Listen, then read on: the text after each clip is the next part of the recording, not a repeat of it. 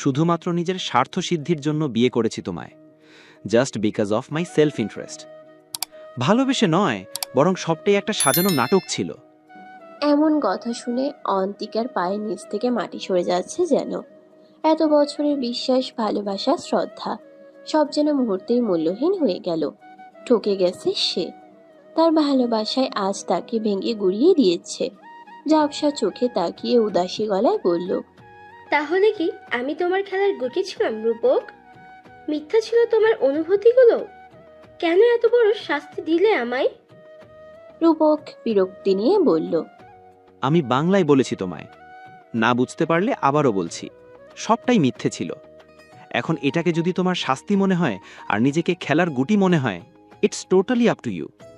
আমার এখানে কিছু বলার নেই। অন্তিকা কান্না মাখা গলায় বলল, কেন করলে আমার সাথে এমনটা রূপক? কেন করলে? কি স্বার্থ ছিল তোমার? রূপক শক্ত গলায় বলল, তোমাকে জবাব দিতে বাধ্য নই। যখন সবটা জেনেই গেছো, তাহলে আর কাহিনী করে লাভ নেই। কালকেই তুমি অ্যাবর্শন করিয়ে নিবে, তারপর আমরা ডিভোর্স নিয়ে নেব। রূপক কোনো উত্তরের প্রত্যাশা না করেই ঘর থেকে হনহন করে বেরিয়ে গেল। অন্তিকা ধপ করে ফ্লোরে বসে পড়ল। তার অনাগত সন্তানকে জন্মের আগেই মেরে ফেলবে ওর বাবা। এটা সে বেঁচে থাকতে হতে দেবে না। এখান থেকে পালাতে হবে তাকে, যে করেই হোক। মাঝরাতে পিচঢালা রাস্তায় টকটকে লাল রক্ত ভেসে যাচ্ছে। রক্তের উপরই মরণ যন্ত্রণায় কাতরাচ্ছে অন্তিকা। এক হাতে পেট চেপে ধরে চিৎকার করে চলেছে সে, কিন্তু কারো কোনো সাড়া পাচ্ছে না। নিঃশ্বাস ভারী হয়ে আসতেই অর্নি বলে জোরে চিৎকার দিল সে। আপু! চিৎকার দিয়ে এক লাফে শোয়া থেকে উঠে বসলো অর্নি। বিছানার চাদর খামচে ধরে জোরে জোরে শ্বাস নিচ্ছে সে। ঘড়ির দিকে তাকিয়ে দেখলো রাত 3টা বেজে গেছে। হ্যাঁ, স্বপ্নই ছিল ওইটা। একটা বিষাক্ত স্বপ্ন, যার থেকে বাঁচার জন্য স্লিপিং পিল খেয়ে ঘুমাতে হয় অর্নির। কিন্তু আজ সে ভুলে গিয়েছিল ওষুধ খেতে, তাই এই হঠাৎ আক্রমণের শিকার হতে হলো। 3 বছর আগেও তাদের জীবন কতটা না সুন্দর ছিল। তৌহিদ আনহার, অনুপমা আনহার ও অন্তির চোখের মধ্যমণি ছিল অর্নি। সবার আদরের হওয়ায় তার অ্যাটিটিউডও ছিল অনেকটা শিশুসুলভ। তবে বাবা মায়ের চেয়ে বোনের সাথে অর্নির সখ্যতা বেশি ছিল। কিন্তু রূপক নামের এক ব্যক্তির আগমনেই অন্তি হারিয়ে গেছে তাদের জীবন থেকে। জানালা দিয়ে রাতের আকাশ দেখতে দেখতে অর্নি আপন মনে বলল, কেন আমাকে একা ফেলে চলে গেলি আপি? তুই জানিস না তোকে ছাড়া আমি থাকতে পারি না। আমি কাঁদলে এখন আর কেউ আমার চোখের পানি মুছিয়ে দেয় না, ঘুম না আসলে ঘুম পাড়িয়ে দেয় না। কেউ নেই আমার উদ্ভট বায়না ও আবদারগুলো শোনার জন্য, কেউ না। অনুভূতিহীন যন্ত্র মানব হয়ে গেছি আমি আপি। শুনতে পাচ্ছিস তুই কেন ওই অমানুষটাকে ভালোবেসেছিলি, যে তোকে বাঁচতেই দিল না? বলে একটা দীর্ঘশ্বাস ছাড়লো অর্নি। এখন আর কান্না পায় না তার। হয়তো কাঁদতে কাঁদতে চোখের পানিগুলোও শুকিয়ে গেছে। টেবিলে থাকা গ্লোবটা ঘোরাতে ঘোরাতে বেশ মনোযোগ সহকারে কিছু একটা ভেবে চলেছে দৃপ্ত। পুরো নাম তাশরিফ শাহরিয়ার দৃপ্ত। দেশের টপ বিজনেসম্যানদের মধ্যে একজন। এছাড়াও দ্য মোস্ট এলিজাবেথ ব্যাচেলর হিসেবেও পরিচিত সে। বেশ ভালো নামডাক থাকার কারণে দেশে বিদেশে তার নামে আর্টিকেল, নিউজ, সোশ্যাল মিডিয়ায় হই হুল্লোড় হয়েই থাকে। গুরু গম্ভীর পার্সোনালিটির হলেও পরিচিতদের কাছে বেশ মজার মানুষ তৃপ্ত। তবে বেশিরভাগ মানুষের কাছে একটা রহস্যে ঘেরা ব্যক্তিত্ব সে। এটা ভাবলে তৃপ্ত আপন মনেই হেসে দেয়। যতটুকু সম্ভব হয়েছে ইনফরমেশন কালেক্ট করেছি, এর চেয়ে বেশি তথ্য আড়াল থেকে জানা সম্ভব নয় ব্রো। কারো এমন কথা শুনে ভাবনার রাজ্য থেকে বেরিয়ে এলো দৃপ্ত। সামনে তাকিয়ে দেখলো ওর বড় ভাই শুভ্র এসে চেয়ারে বসেছে। দৃপ্ত ভ্রুকুচকে বলল, অল ডান। যা যা জানতে বলেছিলাম জেনেছো? শুভ্র হাতে থাকার ফাইলটার পেজ উল্টাতে উল্টাতে বলল, মেয়েটার নাম অন্তিকা আনহার। পরিবারে বাবা মা আর একটা ছোট বোন আছে। দৃপ্ত আনমনে বলল, বোনটার নাম অর্নিকা আনহার, রাইট? বর্তমান বিজনেস ওয়ার্ল্ডে আমার প্রায় বরাবরই তার অবস্থান, কিন্তু এখনো পর্যন্ত দেখা হলো না। শুভ্র অবাক হয়ে বলল। হ্যাঁ, কিন্তু তুই কিভাবে জানলি? দৃপ্ত বাঁকা হেসে শুভ্রের দিকে তাকিয়ে বলল, আমি জানবো না তো কে জানবে ভাইয়া? আর তোমার মুখে এরকম প্রশ্ন মানায় না, সব জানো অথচ এটা বুঝতে পারলে না? তাসফিন শাহরিয়ার শুভ্রের কাছ থেকে এমন প্রশ্ন নট অ্যাকসেপ্টেড। এবার নেক্সট পয়েন্ট বলো। শুভ্র হেসে বলল, অন্তি আই মিন অন্তিকা রূপক নামের ছেলেটাকে বিয়ের 3 বছর আগে থেকেই ভালোবাসতো। অন্তির বাবা মিস্টার তৌহিদ আনহার রূপককে পছন্দ করতেন না। কারণটা একমাত্র উনিই জানেন। অন্তি সবার মতের বাইরে গিয়ে রূপককে বিয়ে করেছিল, কিন্তু বিয়ের 2 বছর পর রূপকের আসল চেহারা ওর সামনে চলে আসে। দৃপ্ত বিরক্ত হয়ে বলল, এগুলো জেনে আমি কি করব? এসব তো পুরনো খবর। নতুন কিছু কি জেনেছো? শুভ্র বিস্মিত চোখে তাকিয়ে বলল, এগুলো তুই আগে থেকে জানতেই। হ্যাঁ, জানতাম। আরও অনেক কিছুই জানি, যেটা কেউই জানে না। রূপক তো শুধু নাচছে, কিন্তু ওকে নাচাচ্ছে অন্য কেউ। নিজেকে আড়াল করেই খেলাটা খেলছে সে। শুভ্র ভ্রুকুচকে বলল, আমি বুঝতে পারছি না, এই অন্তিকার মৃত্যুর নিয়ে তুই এত ঘাটছিস কেন? 3 বছর আগে এটাকে জাস্ট একটা অ্যাক্সিডেন্ট হিসেবে দেখানো হয়েছিল, কিন্তু তুই সেটা মানতে চাইছিস না এত কিছু জেনে তোর কী লাভ? দৃপ্ত হালকা হেসে আনমনে বলল, কাউকে প্রমিস করেছিলাম ভাইয়া, তাকে কথা দিয়েছিলাম। কারো দায়িত্ব আমার কাঁধে দিয়ে গিয়েছে, আমায় যে সেটা যথাযথভাবে পালন করতে হবে। শুভ্র এসব কথার আগামাতা কিছুই বুঝতে পারছে না। আরও ভালো করেই জানে যে দৃপ্ত ওকে সবটা খুলে বলবেও না। এই মানুষটা যেমন একটা রহস্য, তেমনি ওর কথার তেজও। তাই আর বোঝার চেষ্টা না করেই বিরক্ত হয়ে বলল। এরপর কি করতে হবে? দৃপ্তের রহস্যের হাসি দিয়ে বলল, কাজ তো শুরু হবে এখন থেকেই, জাস্ট ওয়েট অ্যান্ড ওয়াচ। বলে কাউকে ফোন দিল দৃপ্ত। ও পাশ থেকে রিসিভ করলে সাথে সাথে বলতে শুরু করলো। তাশরিফ শাহরিয়ার বলছি, চিনতে পেরেছো নিশ্চয়ই?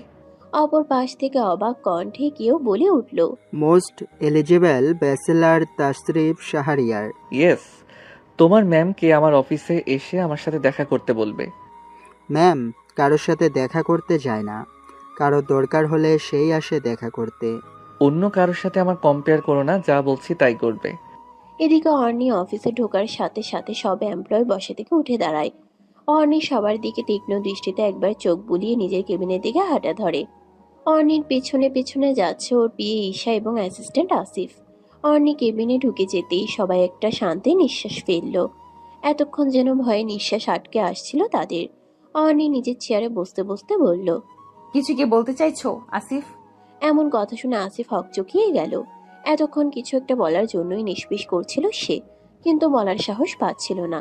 আমতা আমতা করে বলল, ও ম্যাম, আসলে তাশরিফ শাহরিয়ার আপনাকে তার সাথে দেখা করতে বলেছেন। অর্নি দাঁতে দাঁত চেপে বলল, কে এই তাশরিফ শাহরিয়ার? সাহস কোত্থেকে আসে আমাকে অর্ডার করার? যাব না আমি কারোর সাথে দেখা করতে। Got it? আমার মতন অন্তঃসত্ত্বা মেয়ের এত বড় ক্ষতি করবেন না। দয়া করে যেতে দিন আমায়। আমার অনাগত সন্তানের দোহাই লাগে, যেতে দিন। অন্তি হাত জোর করে আকুতি পেশ করলেও সেটা লোকগুলোর পাষাণ হৃদয়ে দাগ কাটতে পারেনি। তারা ওর দিকে একইভাবে আগিয়ে আসছে। একজন বিশ্রী হাসি দিয়ে বলল, তোমাকে মারার জন্য আজ আমাদের পাঠানো হয়েছে।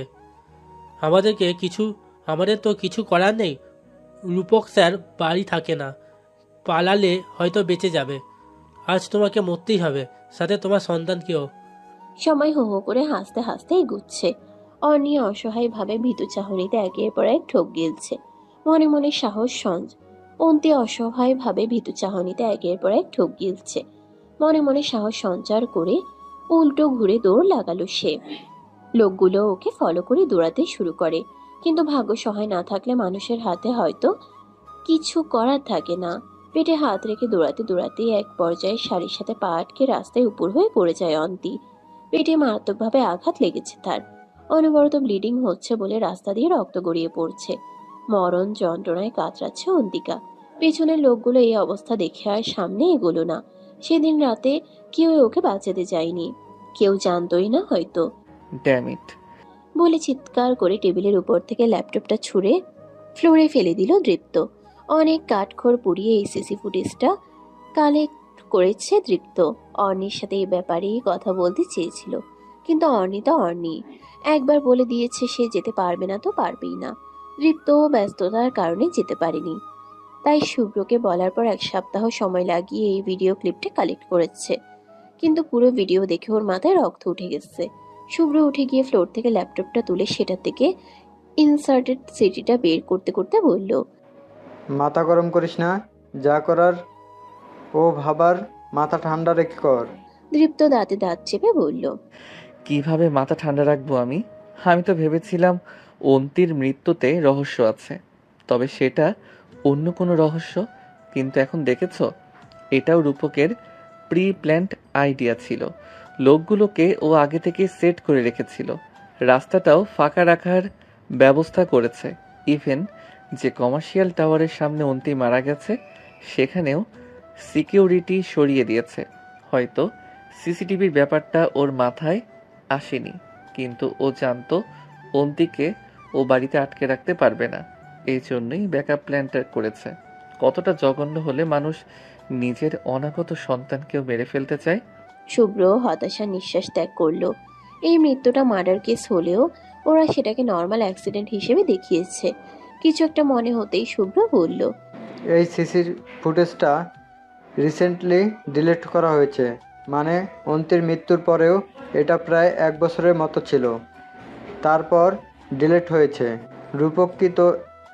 রূপক কি এত দেরি করে এটা ডিলিট করবে, নাকি অন্য কোনো ঘাপলা আছে? হঠাৎই দৃপ্তের চেহারা রং পাল্টে গেল। সে বাঁকা হেসে বলল।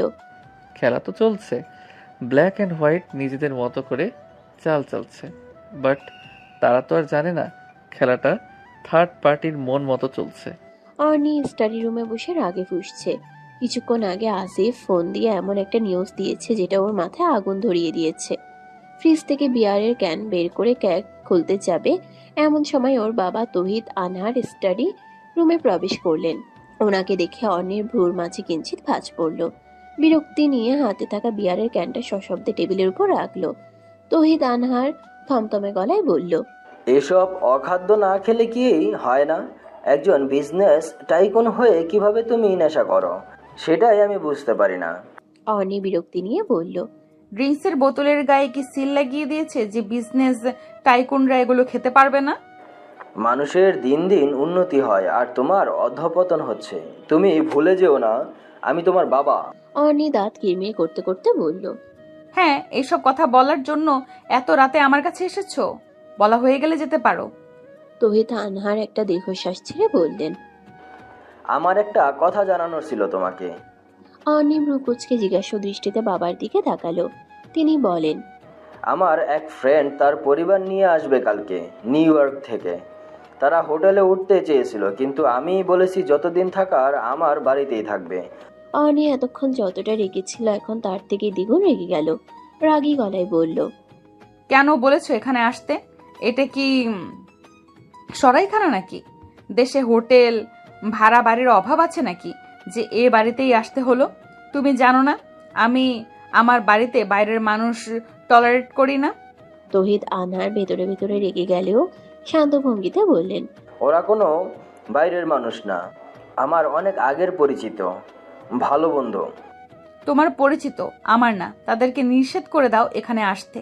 আমার বাড়িতে আমি অন্য কাউকে দেখতে চাই না। এবার তৌহিদ আনহার রাগী স্বরে বললেন। এই বাড়িটা আমার, সেটা কি ভুলে গেছো?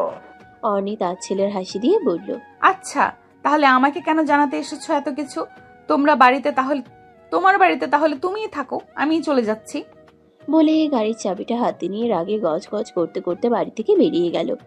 পেছন থেকে তৌহিদ ও অনুপমা অনেকবার ডাকাডাকি করলেও অর্নি শোনেনি। মিসেস অনুপমা কাঁদো কাঁদো গলায় বললেন। আমার মেয়েটা এমন কেন হয়ে গেল? অন্তি মারা যাওয়ার পর ও পুরো নির্জীব হয়ে গেছে। কোনো অনুভূতি কাজ করে না ওর মধ্যে। মুখে কোনো হাসি নেই, কান্না নেই, দুঃখ নেই। যা আছে তা শুধু রাগ আর রাগ। তৌহিদ আনহারেরও কিছু বলার নেই। অর্নি বরাবরই বদমেজাজি, তবে এভাবে বাড়ি ছেড়ে চলে যায়নি কখনো। তাই তিনি চিন্তিত হয়ে আসিফ ও ঈশাকে ব্যাপারটা জানালেন। এদিকে অর্নি রাতের আধারে শুনশান রাস্তায় গাড়ি চালাচ্ছে। এক হাতে বিয়ারের বোতলে চুমুক দিচ্ছে আর এক হাত গাড়ির স্টিয়ারিং এর হুইল ঘোরাচ্ছে। নেশা হলেও এখনো সেন্সে আছে সে, তবুও গাড়ি চালাচ্ছে ঝড়ের গতিতে। হঠাৎ হেডলাইটের আলোয় দেখতে পেল সামনে একটা কুকুর বসে আছে। এখন ব্রেক কষতেও লাভ নেই।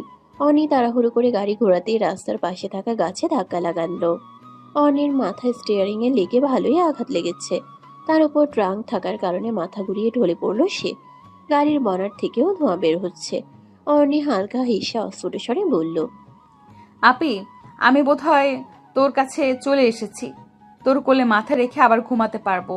So get ready. দৃপ্তের মাথায় সারাদিন শুধু অন্তির কথাই ঘুরপাক খাচ্ছে, কিছুতেই শান্ত হতে পারছে না। রাতের ঘুমও হারাম হয়ে গেছে তার। যে মেয়েটাকে এত কাছের মানুষ মনে করত, তার এমন করুণ মৃত্যু মেনে নেওয়া যে কারোর জন্য কষ্টকর। অর্ণি কি এসব জানে? হয়তো জানে। ঘরের ভিতর দম বন্ধ হয়ে আসতেই সে গাড়ির চাবিটা হাতে নিয়ে বেরিয়ে গেল। এত রাতে বাড়ির সবাই ঘুমিয়ে আছে, তাই একা একাই চলে গেল। আপাতত তার গন্তব্য এখান থেকে 7 কিলোমিটার দূরে থাকা গ্রামটা। সেটা গ্রাম না হলেও পরিবেশটা গ্রামের মতোই, বিশেষ করে সেখানে থাকা নদীটার গা হিম করা বাতাসটা উপভোগ করলে এখন একটু শান্তি পাবে সে উদ্দেশ্যেই যাত্রা দিল। রূপক বেশ আয়েশ করে সিঙ্গেল সোফায় হেলান দিয়ে বসে আছে। তার মধ্যে তেমন কোনো ভাবান্তর নেই। সামনের বড় সোফাটায় চিন্তিত হয়ে বসে আছেন রূপকের বাবা রুদ্র আহমেদ চৌধুরী। রূপক খানিকটা বিরক্তি নিয়ে বলল, why are you so worried dad? আমরা যাকে দিয়ে কাজ করাই তারা মারা যাচ্ছে, আমাদের তো কিছু হয়নি, তাই না?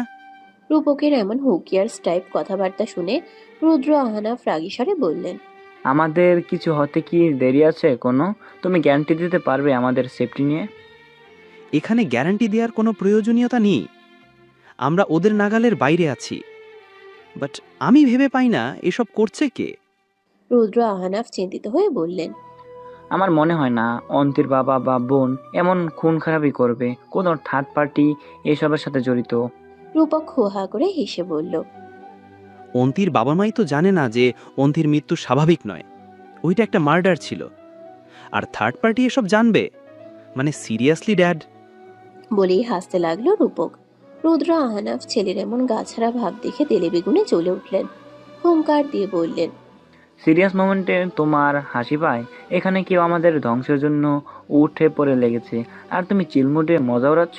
তোমার সাথে কথা বলে কোনো লাভ নেই। সারাদিন তো শুধু বন্ধুদের নিয়ে আড্ডা, আর সারা রাত মাতাল হয়ে মেয়ে নিয়ে পড়ে থাকো। কথাগুলো রূপকের গায়ে কাটার মতো বিচ্ছে। সেও রেগে বলল, তাহলে এসেছো কেন আমাকে বলতে? আমি জানতে চেয়েছিলাম কিছু তোমার কাছে। হ্যাঁ, এটা ঠিক, আমি তোমার প্ল্যান মতোই কাজ করি, কিন্তু এখানে তো আমার কোনো হাত নেই। যত সব। বলেই হনহন করে বাড়ি থেকে বেরিয়ে গেল রূপক।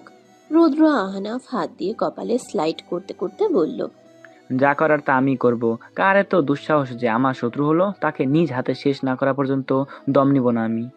বলেই ডেভিল হাসি দিলেন রুদ্র আহনাফ। হসপিটালে থমথমে মুখ করে বসে আছে দৃপ্ত। মেজাজটা চরমভাবে বিগড়ে গেছে তার। কিছুক্ষণ আগে রাস্তার কিনারায় থাকা গাছের পাশে ধাক্কা লেগে থাকা অবস্থায় একটা গাড়ি দেখে সজোরে ব্রেক কষল দৃপ্ত। গাড়ির সামনের বনাট খুলে ধোঁয়া বের হচ্ছে দেখে সে বুঝতে পারলো যে অ্যাক্সিডেন্টই হয়েছে। গাড়ির দরজা খুলতেই ভেতরে একটা মেয়েকে অজ্ঞান অবস্থায় পেল। পালস চেক করে দেখলো বেঁচে আছে। অনির কপাল থেকে ফিনকি দিয়ে রক্ত গড়িয়ে পড়ছে। গাড়ির ভেতর থেকে বিদঘুটে গন্ধ বের হচ্ছে। অন্যের পাশের সিটে বসে থাকা বিয়ারের বোতল দেখে বুঝতে পারলো এই মেয়ে ড্রাঙ্ক হয়ে গাড়ি ড্রাইভ করছিল। দীপ্ত একটা দীর্ঘশ্বাস ছেড়ে ওকে কোলে তুলে নিয়ে নিজের গাড়িতে উঠায়। কাছের হাসপাতালে পৌঁছে দীপ্ত মাথায় একটা ক্যাপ, মুখে ফেস মাস্ক পরে অর্ণিকে কোলে নিয়ে বেরিয়ে আসতেই হাসপাতালের গার্ডরা ওকে ঘিরে ধরে। কিন্তু অর্ণিকে দেখে সবাই ব্যস্ত হয়ে ওকে ভেতরে নিয়ে যায়। এত হই হুল্লোড়ে কি আছে সেটাই বুঝতে পারছে না দীপ্ত। বেশ অবাক হয়েছে, তবে কিছু বুঝতেও দিচ্ছে না। অর্ণিকে একটা কেবিনে নিয়ে যাওয়ার পর দীপ্ত করিডোরের একটা চেয়ারে বসতেই একজন নার্স এসে জিজ্ঞেস করলো, ম্যামকে এই অবস্থায় আপনি কোথায় পেলেন? আর আপনিই বা কে? এভাবে মুখ ঢেকে আছেন কেন? দীপ্ত ব্রুকুচকে তাকিয়ে আছে। ও এখন নিজের পরিচয় দিলে ঝামেলায় পড়বে। কম বেশি সবাই ওকে চেনে, কিন্তু ওই মেয়েটাকে এভাবে ম্যাম বলে ডাকছে কেন? এসব ভেবে চিন্তিত স্বরে বলল, না।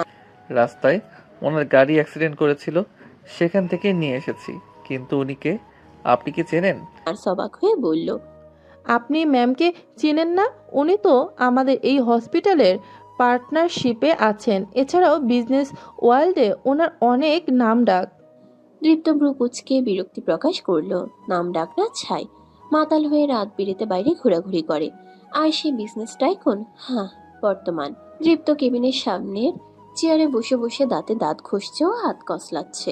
হসপিটাল থেকেই অনির পরিবারের কাছে খবর পাঠানো হয়েছে। ওনারা আসলেই দীপ্ত ওদের সাথে ভদ্রতার খাতিরে একবার দেখা করে চলে যাবে। বেরিয়েছিল একটু মাইন্ড ফ্রেশ করার জন্য, আর কোথায় এসে ফেসে গেল। হঠাৎ আসিফ আর ঈশা হন্তদন্ত হয়ে সেখানে পৌঁছালো। তাদের পেছনে অর্ণির বাবা মাও আছে। কেবিন থেকে একজন নার্স বের হতেই আসিফ উত্তেজিত হয়ে বলল। ম্যাম কেমন আছে? মিসেস অনুপমা কাঁদতে কাঁদতে বললেন, আমার মেয়েটা ঠিক আছে তো? এক মেয়ে হারিয়েছি, এখন অন্যের কিছু হয়ে গেলে আমি মরেই যাব। নার্স সবাইকে আশ্বস্ত করে বলল, টেনশনের কিছু নেই, মাথায় একটু চোট পেয়েছে আর ড্রাগস ছিলেন বলে সেন্সলেস হয়ে গিয়েছিল। এখন ঠিক আছে, কিছুক্ষণের মধ্যে জ্ঞান ফিরে আসবে। বলেই নার্সটা চলে গেল। সবাই একটা স্বস্তির নিঃশ্বাস ছাড়লো। এদিকে দীপ্তের মাথায় শুধু মিসেস অনুপমার কথাগুলো ঘুরছে। এক মেয়েকে হারিয়েছেন, এই মেয়ের নাম অর্ণি। দ্যাট মিন্স এটাই অন্তির বোন অর্ণি। দীপ্ত 2 হাত দিয়ে নিজের মুখ চেপে ধরে জোরে জোরে শ্বাস নিচ্ছে। এত কাছে থেকেও ও অর্ণিকে চিনতে পারলো না। অবশ্য না চেনারই কথা, মেয়েটা আগের চেয়ে একদম বদলে গেছে। তার উপর ড্রিঙ্কসও করে। আসিফ দীপ্তের পাশে বসে ওকে জিজ্ঞেস করলো, আপনি অর্ণি ম্যামকে এখানে নিয়ে এসেছেন? দীপ্ত হালকা নড়ে চড়ে উঠে আসিফের দিকে তাকিয়ে নিজেকে স্বাভাবিক করলো। ওর দিকে ক্রূর দৃষ্টিতে তাকিয়ে বলল, এত ইরেসপন্সিবল কিভাবে হলে তোমরা? একটা মেয়ে রাতের বেলা মাতাল হয়ে ড্রাইভ করছিল, বুঝতে পারছো ব্যাপারটা? যদি বড় কোনো দুর্ঘটনা। বলেই একটা নিঃশ্বাস ছেড়ে রাগ নিয়ন্ত্রণ করলো সে। আসিফের দীপ্তের কণ্ঠ শুনে পরিচিত পরিচিত মনে হচ্ছে। সে ভ্রুকুচকে বলল, আপনাকে কেন যেন চেনা চেনা ঠেকছে, কোথাও দেখছি বা আপনার কণ্ঠ শুনেছি। তৃপ্ত মেকি হেসে বলল, আমি আমি 1 সপ্তাহ আগে তোমাকে ফোন করেছিলাম তোমার ম্যামকে আমার সাথে দেখা করানোর জন্য। আসিফ অবাক হয়ে বলল, তাসরিফ শাহরিয়ার, আপনি এখানে কিভাবে? দীপ্ত মাস্কটা খুলে টিস্যু দিয়ে মুখ মুছতে মুছতে বলল। ভাগ্য মিলিয়ে দিয়েছে, বুঝলে? অর্ণি কেবিনে 2 হাত দিয়ে মাথা চেপে ধরে বসে আছে। এতক্ষণ স্যালাইন দেওয়া হয়েছিল, এখন সেটা খুলে ফেলা হয়েছে, কারণ কিছু খেয়ে ওষুধ খেতে হবে। কিন্তু অর্ণি এখন কিছু খাবে না বলে দিয়েছে। ওকে জোর করার মতো সাহস কারো নেই, কিন্তু কিছু তো খাওয়াতে হবে। মিসেস অনুপমা এসে খাওয়ানোর চেষ্টা করেছিল, কিন্তু অর্ণি এক ঝাড়ি মেরে চলে যেতে বলেছে। এখন সবাইকে হাত গুটিয়ে বসে থাকতে দেখে তৃপ্ত বলল, দাও আমি একবার ট্রাই করে দেখি। ঈশা ভীতু চেহারা বানিয়ে বলল, স্যার আপনি ম্যামকে চেনেন না।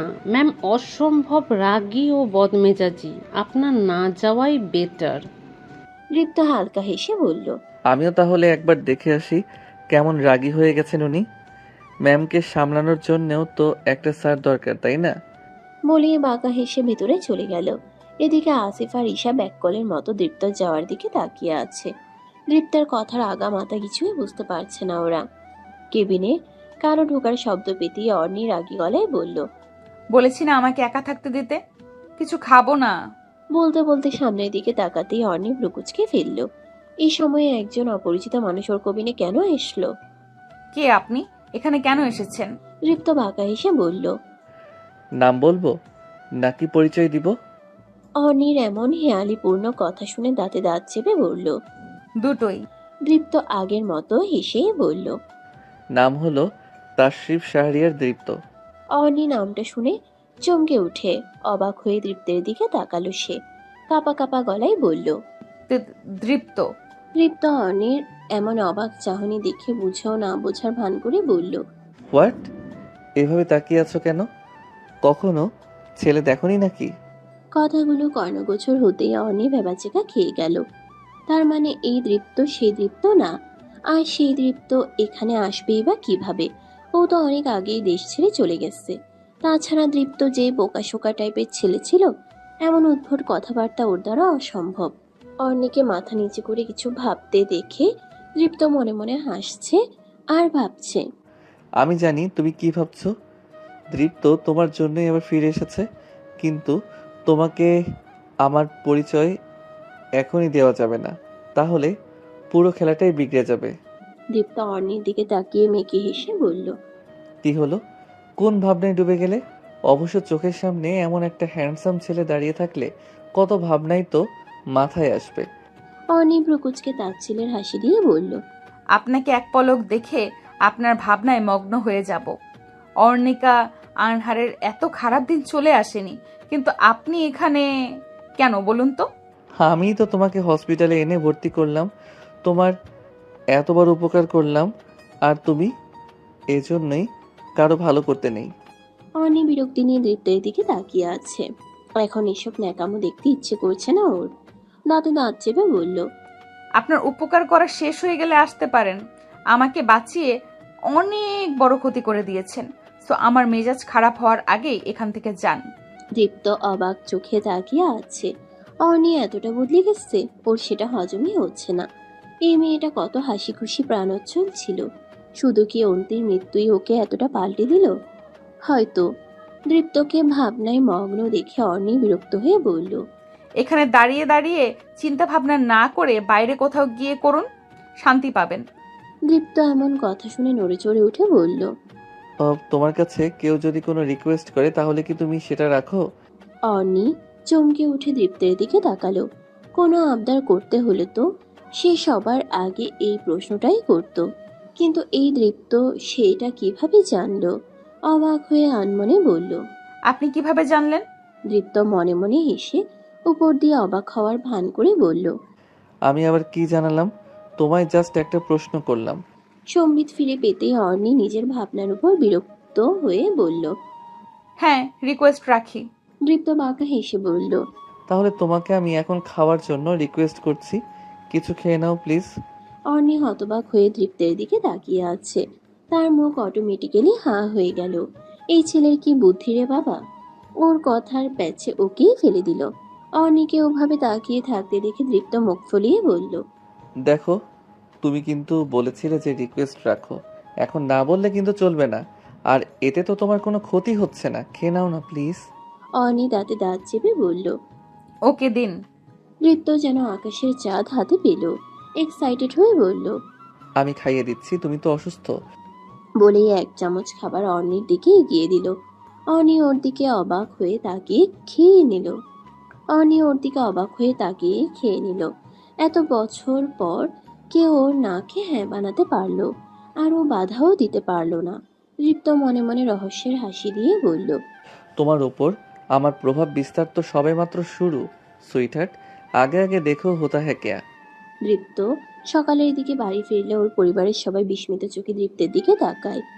দীপ্তর সবার দিকে তাকিয়ে দেখল ওর মা, বাবা, ভাই, ভাবি আর বোনও ওর দিকে সন্দেহের দৃষ্টিতে তাকিয়ে আছে। দীপ্ত সবার দিকে ব্রুকুচকে তাকিয়ে বলল, হোয়াট? তোমরা আমার দিকে এভাবে তাকিয়ে আছো কেন? শাহরিয়ার ইসলাম সন্দিগ্ধ কণ্ঠে বললেন। সবাই অনেক অবাক হয়ে গেছে তাই। দীপ্ত স্বাভাবিক ভঙ্গিতে বলল, এত অবাক হওয়ার কি আছে? তোমাদের বৌমা অ্যাক্সিডেন্ট করেছিল, সেজন্য সারা রাত হসপিটালে থাকতে হয়েছে। দীপ্তের ছোট বোন তৃপ্তি অবাক হয়ে বলল, বউ মানে তুমি বিয়ে করলে কবে? কাকে বিয়ে করেছো? শুভ্রের বউ মিহিমা এক্সাইটেড হয়ে বলল। অর্ণি? সবাই এতক্ষণে ব্যাপারটা ধরতে পেরে স্বস্তির নিঃশ্বাস ছাড়ল। দীপ্ত মিহিমাকে এক হাতে জড়িয়ে ধরে বলল, দেখেছো, তোমরা সবাই ভুলে গেলে কি হবে? আমার সুইটি কিউটি ভাবিটা ভুলেনি। মাই ভাবি ইজ দ্য বেস্ট। শুভ্র বলল, আমিও তো বেস্ট, কারণ আমিও অবাক হইনি এটা শুনে। তুমি অবাক হওনি কারণ তোমাকে আমি প্রায়ই বলি, এখানে তোমার নিজস্ব কোনো ক্রেডিট নেই, বুঝলে? হ্যাঁ, তা তো বলবেই। হাসপাতালে ডাক্তারিও করি, আবার তোর জন্য এক্সট্রা খাটতে হয় আমার। এরপর এসে আবার বলিস কোনো ইনফরমেশন কালেক্ট করে দিতে। ওদের কথা শুনে দীপ্তের মা মিসেস দিয়া বিরক্ত হয়ে বললেন, আরে কি শুরু করলি তোরা? চুপ কর এখন। দীপ্ত, তুই যে বললি অর্ণি অ্যাক্সিডেন্ট করেছে, এটা কি সত্যি? হ্যাঁ, কাল মাঝরাতে অ্যাক্সিডেন্ট হয়েছে, তেমন মেজর কিছু না, কপালে আঘাত পেয়েছে শুধু। তৃপ্তি বলল, কিন্তু এত রাতে যাচ্ছিল কোথায়? এখনো জানি না, তবে ওর বাবার সাথে রাগারাগি করে বেরিয়ে গিয়েছিল বাড়ি থেকে, আর ও ড্রাঙ্ক হয়ে গাড়ি চালাচ্ছিল। সবাই চোখ বড় বড় করে সমস্যারে বলল, ড্রাঙ্ক? দীপ্ত হতাশ গলায় বলল, হ্যাঁ, ও নাকি প্রায়ই ড্রিঙ্ক করে। আর আগের মতো একদমই নেই মেয়েটা, কথাবার্তায় অনেক রুট, চেহারা ফ্যাকাশে হয়ে গেছে, চোখের নিচে কালি, একদম অচেনা লাগে দেখতে। তবে চোখে মুখে আগে যে মায়াটা ছিল সেটা এখনো আছে। ওকে আগের মতোই হাসি খুশি বানিয়ে ফেলা সম্ভব, কিন্তু সেটা এখন করা যাবে না। শাহরিয়ার ইসলাম বললেন, মেয়েটা এমনি অনেক কষ্ট সহ্য করছে, এখন আর কত? দীপ্ত আনমনে হেসে বলল, আরও কয়েকটা দিন ওয়েট করতে হবে, কেননা আসল খেলাটাই তো এখনো বাকি। পরের দিন সকালেই অর্নি হসপিটাল থেকে রিলিজ নিয়ে বাড়ি চলে এসেছে। ডক্টর ওকে 3 দিন থাকতে বললেও ও কারো কথার পরোয়া না করেই চলে এসেছে। কিন্তু বাড়িতে অপরিচিত মানুষজন দেখে মনটাই বিষিয়ে গেছে তার। তহিদ আনহারের বন্ধু ইশতিয়াক আহমেদ, তার স্ত্রী ইফরা আহমেদ ও একমাত্র ছেলে ইরহাম আহমেদকে নিয়ে এসেছেন। অর্নি বাড়িতে প্রবেশ করার সাথে সাথেই দেখলো ওনারা সবাই ব্রেকফাস্ট করছেন। ইরহাম কফির মগে চুমুক দেওয়ার আগে অর্নিকে দেখে থেমে গেল। মনে মনে বলল, তো এটাই মিস অর্নিকা আনহার, one of the famous lady of BD. এত রোডলি তাকিয়ে আছে কেন? অনেক রাগী হয়তো, but I like it. Mrs Anupama হাসি মুখে অর্নিকে সবার সাথে পরিচয় করিয়ে দিলেন, কিন্তু অর্নি গম্ভীর মুখে সবার দিকে তাকিয়ে আছে। ইফরা আহমেদ হাসি মুখে অর্নির দিকে তাকিয়ে বলল, তৌহিদ ভাইয়ের মুখে যেমনটা শুনেছি, ও তো দেখছি তার থেকেও বেশি সুইট একটা মেয়ে। আমি তো বাংলাদেশে পৌঁছেই তোমাকে দেখতে চাইছিলাম, কিন্তু তুমি নাকি অসুস্থতার জন্য হসপিটালাইজড ছিলে। তার মানে এরা কালকেই এসেছে আর তহিদ আনহার অর্নিকে কিছুই জানায়নি। অর্নি নিজের বাবার দিকে একবার চোখ পাকিয়ে তাকালো। তহিদ আনহার অমন চাহনি দেখে একটা শুকনো ঢোক গিললেন। অর্নি কিছু না বলেই ধূপধাপ পা ফেলে নিজের ঘরে চলে গেল। ইশতিয়াক আহমেদ একটু অবাক হয়ে বললেন, ও কি সবসময় চুপ করে থাকে নাকি? তুই না বলেছিলি তোর ছোট মেয়েটা তোদের সারা বাড়িতে মাতিয়ে রাখে? তহিদ আনহার হতাশ গলায় বললেন, মেয়েটা এমন ছিল না, অন্তির মৃত্যুর পর থেকেই ও এমন হয়ে গেছে। ওই যে লোকে বলে না, সবচেয়ে প্রিয় জিনিসটার হারিয়ে যাওয়াটা কেউ মেনে নিতে পারে না, ও পারেনি। সেদিনের পর থেকে ওর মুখে কখনো হাসি দেখিনি। যা দেখেছি তা শুধু রাগ আর বিরক্তি। কিছু বলি না, কারণ উপর দিয়ে স্বাভাবিক থাকলেও ওর রাগকে আমরা সবাই অনেক ভয় পাই। ওর রাগের রূপ অনেক ভয়ঙ্কর। ইরহাম সবটা শুনে মনে মনে হাসছে আর ভাবছে, মিস অর্নি, যতই রাগী হও না কেন, I badly need you dude. বলিয়া অট্টহাসিতে ফেটে পড়ল সবাই। অন্ধকারাচ্ছন্ন একটা ঘরের মাঝখানে একটা লোককে চেয়ারের সাথে হাত পা বেঁধে রাখা হয়েছে। তার আশেপাশে 10-12 জন কালো পোশাক পরিহিত লোক দাঁড়িয়ে আছে। সবারই মুখ ঢাকা, তাই চেনা যাচ্ছে না কাউকেই। বন্দি লোকটা ছুটোছুটি করতে করতে বলল, আমাকে কেন এখানে এভাবে বেঁধে রেখেছেন? কি ক্ষতি করেছি আমি আপনাদের? আমাকে যেতে দিন। সবার মধ্যে থেকে একজন দাঁতে দাঁত চেপে বলল, শুধু ক্ষতি করিসনি, পাপ করেছিস, পাপ। বস এলেই বুঝতে পারবি সব। আর এখানে যে একবার আসে সে আর ফিরে যেতে পারে না। বলে সবাই হো হো করে হেসে দিল। কিছুক্ষণ পর শুয়ের গটগট শব্দ ভেসে আসতে লাগলো। সময় যত অতিক্রান্ত হচ্ছে, শব্দটাও ক্রমশ এগিয়ে আসছে। একটা অবয়বের আগমন ঘটতেই উপস্থিত সবাই ভয়ে ঢোক গিলতে লাগলো, কারণ এর হিংস্রতা সম্পর্কে সবাই অবগত। হাঁটু পর্যন্ত লম্বা কালো হুডি, মুখে কালো মাস্ক, হাতে কালো গ্লাভস, পায়ে কালো স্নিকার্স। পরনে ব্যক্তিটাকে দেখলে একদমই চেনা যাচ্ছে না, শুধু রক্তিম বর্ণের চোখ দুটো দেখা যাচ্ছে, যা দেখলে যে কারোরই আত্মা শুকিয়ে যাবে। ব্যক্তিটা একজনকে ইশারা করতেই সে হাত পা বেঁধে রাখা লোকটাকে বলল, কার কথা শুনে কাজ করিস, নাম বল। লোকটা ভয় ভয় বলল, আমি কারো আন্ডারে কাজ করি না, আমি কিছু করিনি, আমাকে ছেড়ে দিন। এমন কথা শুনে আরেকজন বলল, বস, এ তো কিছুই মুখ খুলছে না। অনেকক্ষণ জিজ্ঞাসা করছি, ইচ্ছা তো করছিল তখনই শেষ করে দিই, শুধু আপনার জন্য অপেক্ষা করছিলাম। হুডি পরা ব্যক্তিটা আরেকজনকে ইশারা করলো। মুহূর্তের মধ্যেই সে একটা জ্বলন্ত লোহার শিক এনে ব্যক্তিটার হাতে দিল। সে হিংস্র চাহনিতে লোকটার দিকে তাকিয়ে আছে। কিছুক্ষণ পরেই লোকটার গগন বিদারী চিৎকারে ঘরটির চার দেয়ালে প্রতিধ্বনিত হতে লাগলো। দৃপ্ত নিজেই গাড়ি ড্রাইভ করে একা একা বাড়ি ফিরছে। সারাদিন এই সেই নানা কাজে ব্যস্ত ছিল। এখন প্রায় সন্ধ্যা ঘনিয়ে এসেছে। দিনভর মাথা খাটানোর পর এই সময়টাতে যেন সকল বিরক্তি ছিকে বসছে। হঠাৎ ফোন বেজে ওঠে। দৃপ্ত নিজের সংকুচিত ভ্রুদয় আরো কুঞ্চিত করে পাশের সিটে ফেলে রাখা ফোনটার দিকে তাকালো। নাম্বারটা অপরিচিত ঠেকছে, অনেকটা উদ্ভট ধরনেরও। হয়তো সিম কোম্পানি নাম্বার, তাই পাতা দিল না। কিছুক্ষণ থেমে আবারও ফোনের ঘ্যান ঘ্যান যথারীতি শুরু হতেই দৃপ্ত দেখল সেই সেম নাম্বার থেকে আবার কল এসেছে। এবার বিষয়টা খটকা লাগলো। কোনো বিদেশি ক্লায়েন্ট ফোন দেয়নি তো ভেবেই সে কল রিসিভ করে ফোন কানে গুছলো। হ্যালো দেয়ার, মিস্টার TS দৃপ্ত, কেমন আছো? দীপ্ত ভুকুচকে বলল, কে আপনি? পরিচয় দিন। ওপাশ থেকে একগাল হেসে বলল, পরিচয় চাইছো? সেটা না হয় সামনাসামনি দেখা হওয়ার পরেই দেই, এত তারা কিসের? দৃপ্ত এমন হেয়ালিপূর্ণ কথা শুনে রেগে বলল, লিসেন, আপনার জোক মারা খুব শখ হয়ে থাকলে অন্য কাউকে বেছে নিন। যত সব ইরিটেটিং পিপলস। বলেই ফোন কাটতে যাবে তখনই ওপাশ থেকে বলে উঠল, ফোন কাটার আগে প্রেয়সীকে তো আগে বাঁচাও। অর্নি নামটা মনে আছে নিশ্চয়ই?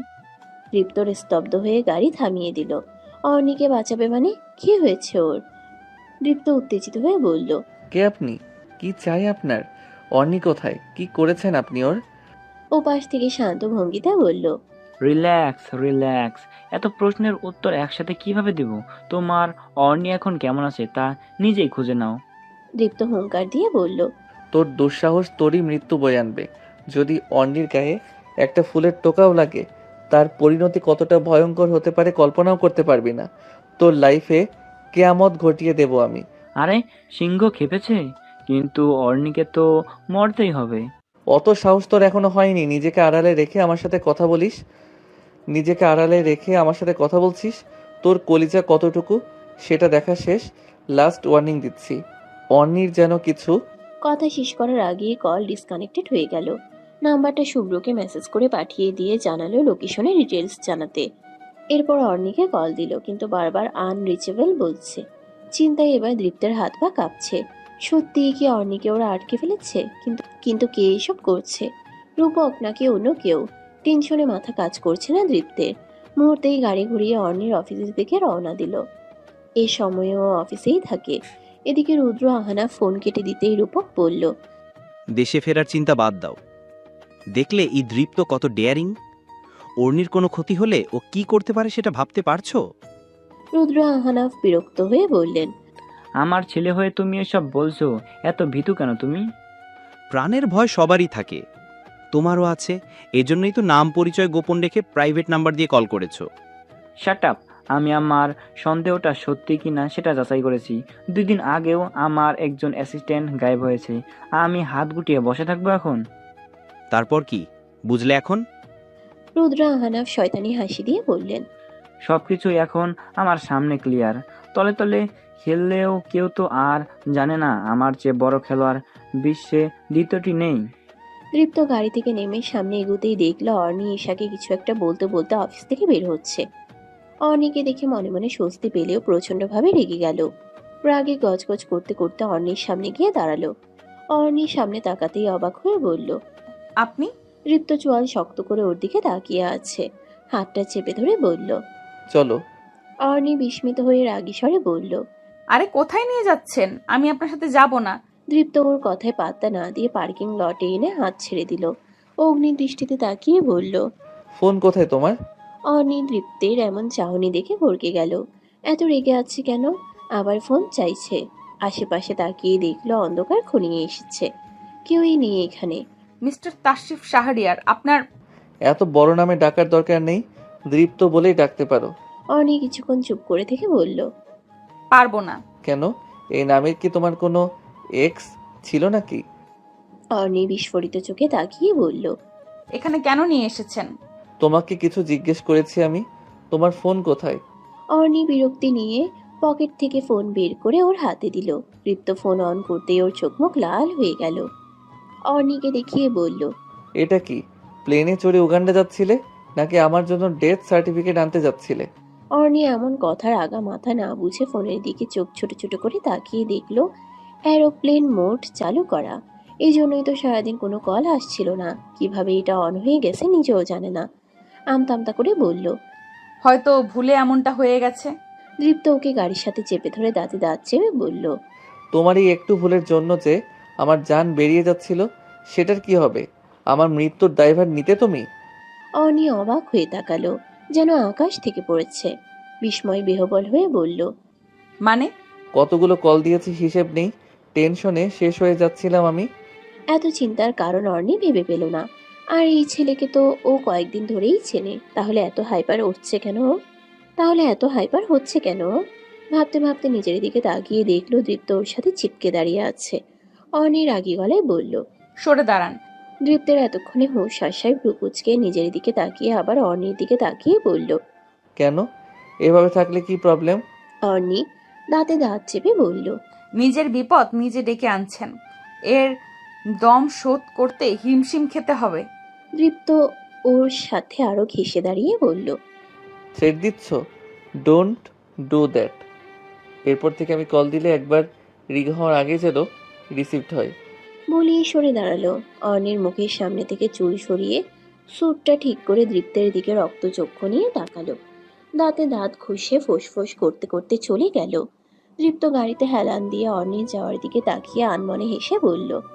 পুরো ধানি লঙ্কা রেগে ফায়ার হয়ে গেছে দেখছি। তৃপ্ত তু তো গায়া, কপালে শনি আছে আমার। অন্ধকারাচ্ছন্ন বদ্ধ ঘরে চেয়ারের সাথে হাত পা বাঁধা অবস্থায় বসে আছে দৃপ্ত। আজ রাস্তা থেকে ওকে কিডন্যাপ করেছে কয়েকটা কালো মাস্ক পরা লোক। দৃপ্ত আকস্মিক পরিস্থিতিতে অবাক হলেও ব্যাপারটা ওর মস্তিষ্কে কয়েক সেকেন্ডের মধ্যেই ধরা দিয়েছিল। মনে মনে অনেক হাসি পাচ্ছিল ওর, কিন্তু সুনিপুণভাবে সেটা চেপেও নিয়েছিল। এখন অনেক বিরক্ত লাগছে। সেই সন্ধ্যাবেলায় ওকে এখানে নিয়ে এসেছিল, কিন্তু এখন মধ্যরাত, তবুও কারো আসার কোনো নামই নেই। হঠাৎ খট করে দরজা খুলে যাওয়ার শব্দে চকিত হয়ে সামনে তাকালো। সারা ঘরে হলদেটে আলো ছড়িয়ে পড়তেই দৃপ্ত তার চোখের সামনে 10-12 জনের মতো কমপ্লিটলি কালো গেটআপের লোক দেখতে পেল। তাদের দুটো চোখ ছাড়া আর কিছুই দেখা যাচ্ছে না। দৃপ্ত ভ্রু কুচকে ওদের দিকে তাকিয়ে আছে। একজন এগিয়ে এসে ঝাঁঝালো কণ্ঠে বলল। খিদে পেয়েছে? দৃপ্ত রাগীর স্বরে বলল। এতক্ষণ এভাবে বসিয়ে রেখে এখন জিজ্ঞেস করছো যে খিদে পেয়েছে কিনা? খাওয়ানোর জন্য কিডন্যাপ করে এনেছো নাকি? বস ফোন দিয়ে বলেছে আপনার খিদে লাগলে খাবার দিতে, এই জন্য জিজ্ঞেস করছি। এই প্রথম কাউরে ধরে আনার পর বস তাকে খাবার দিতে বলল। কেন কিডন্যাপ করে এনেছো? টাকা চাইলে পাবে না, আর আমায় মারতে চাইলে সেটাও পারবে না। আগুন নিয়ে খেলছো বুঝলে? বলেই বাঁকা হাসলো দৃপ্ত। সবাই খানিকটা ভ্যাবাচিকা খেয়ে গেল। এর এত কনফিডেন্স! কিডন্যাপ করে আনা হয়েছে তবুও কোনো হেলদুলি নেই। আমাদের শুধু ধরে আনতে বলা হয়েছে, কারণটা তো বসই জানে। তা কোথায় তোমাদের বস? কখন আসবে? চলে আসবে কিছুক্ষণের মধ্যেই, ফোন দিয়ে তো সেটা জানালো। বরাবরের মতো শুয়ের গটগট শব্দ আসতেই সবাই জড়সড় হয়ে ছড়িয়ে দাঁড়ালো। একজন দৃপ্তকে সাবধান করে দিতে বলল। শোনো, বস যা জিজ্ঞেস করবে ঠিকঠাক উত্তর দেবে। উনি কিন্তু অনেক ভয়ঙ্কর ও হিংস্র, অত্যাচার শুরু করলে সহ্য করতে পারবে না। দৃপ্ত হেসে বলল। আচ্ছা, মনে থাকবে। কালো হুডি পরা ব্যক্তিটা দরজা ভেদ করে ভেতরে এসে সবার দিকে এক পলক তাকালো। আজ তার চোখে রাগী ভাব থাকলেও বরাবরের মতো হিংস্রতা নেই। দৃপ্ত ভ্রুকুচকে তাকিয়ে আছে তার দিকে। ব্যাপারটা হজম হচ্ছে না। ওকে কেন কিডন্যাপ করে আনলো সেটা বুঝতে পারছে না। একজন এগিয়ে এসে বলল। বস খাবার দিতে চেয়েছিলাম, কিন্তু তেমন আগ্রহ দেখালো না। কালো মাস্ক ভেদ করে ছাজালো মেয়েলি কণ্ঠ ভেসে এলো। কি বস বস করছো? আর আগ্রহ না দেখালে খাবার দিবে না? আমি তোমাদের বলেছি খাবার দিতে, ওনার কাছে জিজ্ঞেস করতে বলিনি। সবাই মুখ কাচুমাচু করা শুরু করলো। বেশ অবাকও হয়েছে। আসলে বস এই প্রথম দেখলাম কাউকে এখানে আনার পর খাবার দিতে বললেন, আবার কথা বলছেন সামনাসামনি। আগে তো শুধু ইশারা দিতেন। সে রাগী গলায় বলল। তোমাদের এত বুঝতে বলেছি আমি? নিজ নিজ কাজ করো। বলেই সামনে তাকিয়ে দেখলো দৃপ্ত হাসি মুখে তাকিয়ে আছে। ওর অনেক অবাকও লাগছে আবার রাগও লাগছে। ভয় না পেয়ে এভাবে হাসছে কেন ছেলেটা? সবার দিকে তাকিয়ে ইশারা করতেই সবাই ঘর থেকে চলে গেল। সাথে সাথেই সে মাথা থেকে হুডির ক্যাপটা নামিয়ে দেয় আর ঝকঝকে কালো সিল্কের চুলগুলো পিঠে ছড়িয়ে পড়ে। মুখ থেকে মাস্কটা সরাতেই দীপ্ত ভ্রু কুচকে কিছুক্ষণ তাকিয়ে থেকে আবার হেসে দিয়ে বলল। দেখতে কিন্তু অস্থির লাগছে তোমায়, মিস অর্ণিকা আনহার। বরাবরের মতো এবারও কয়েকশো ভোল্টের ক্রাশ খেলাম। অনি দাঁতে দাঁত চেপে বলল। শুনুন, আপনি প্রচুর বার বেড়েছেন। আপনার সাহস দেখে আমি সবসময় অবাক হয়েছি। ছেলে হয়ে আমার সাথে এত ঘেঁষাঘেঁষি করার সাহস কোত্থেকে পান আপনি? আপনি জানেন না আমি ঠিক কি কি করতে পারি? আমার এই 2 হাত দ্বারা সব সম্ভব। দৃপ্ত শীতল কণ্ঠে বলল। ভালোবাসা সম্ভব? অনি ভ্রু কুচকে দৃপ্তের দিকে তাকিয়ে বলল। অর্ণিকা আনহার শুধু ধ্বংস করতে জানে। এসব প্রেম ভালোবাসার বাস্তব জীবনে কোনো অস্তিত্ব নেই। পৃথিবীতে কোনো কিছুই শাশ্বত নয়, সবই নশ্বর। এখানে শুধু ধোঁকাবাজির খেলা চলে, প্রতারণার খেলা চলে। আমার কাছে ভালোবাসা আশা করা আর দিনের আকাশে তারা আশা করা একই কথা। আমি অনেক খারাপ একটা মানুষ, নিজের হাতে অনেক মানুষের রক্ত ঝরিয়েছি, অনেক অত্যাচার চালিয়েছি। কেউই আমার মতো মেয়েকে ডিজার্ভ করে না, আর আপনি তো একদমই না।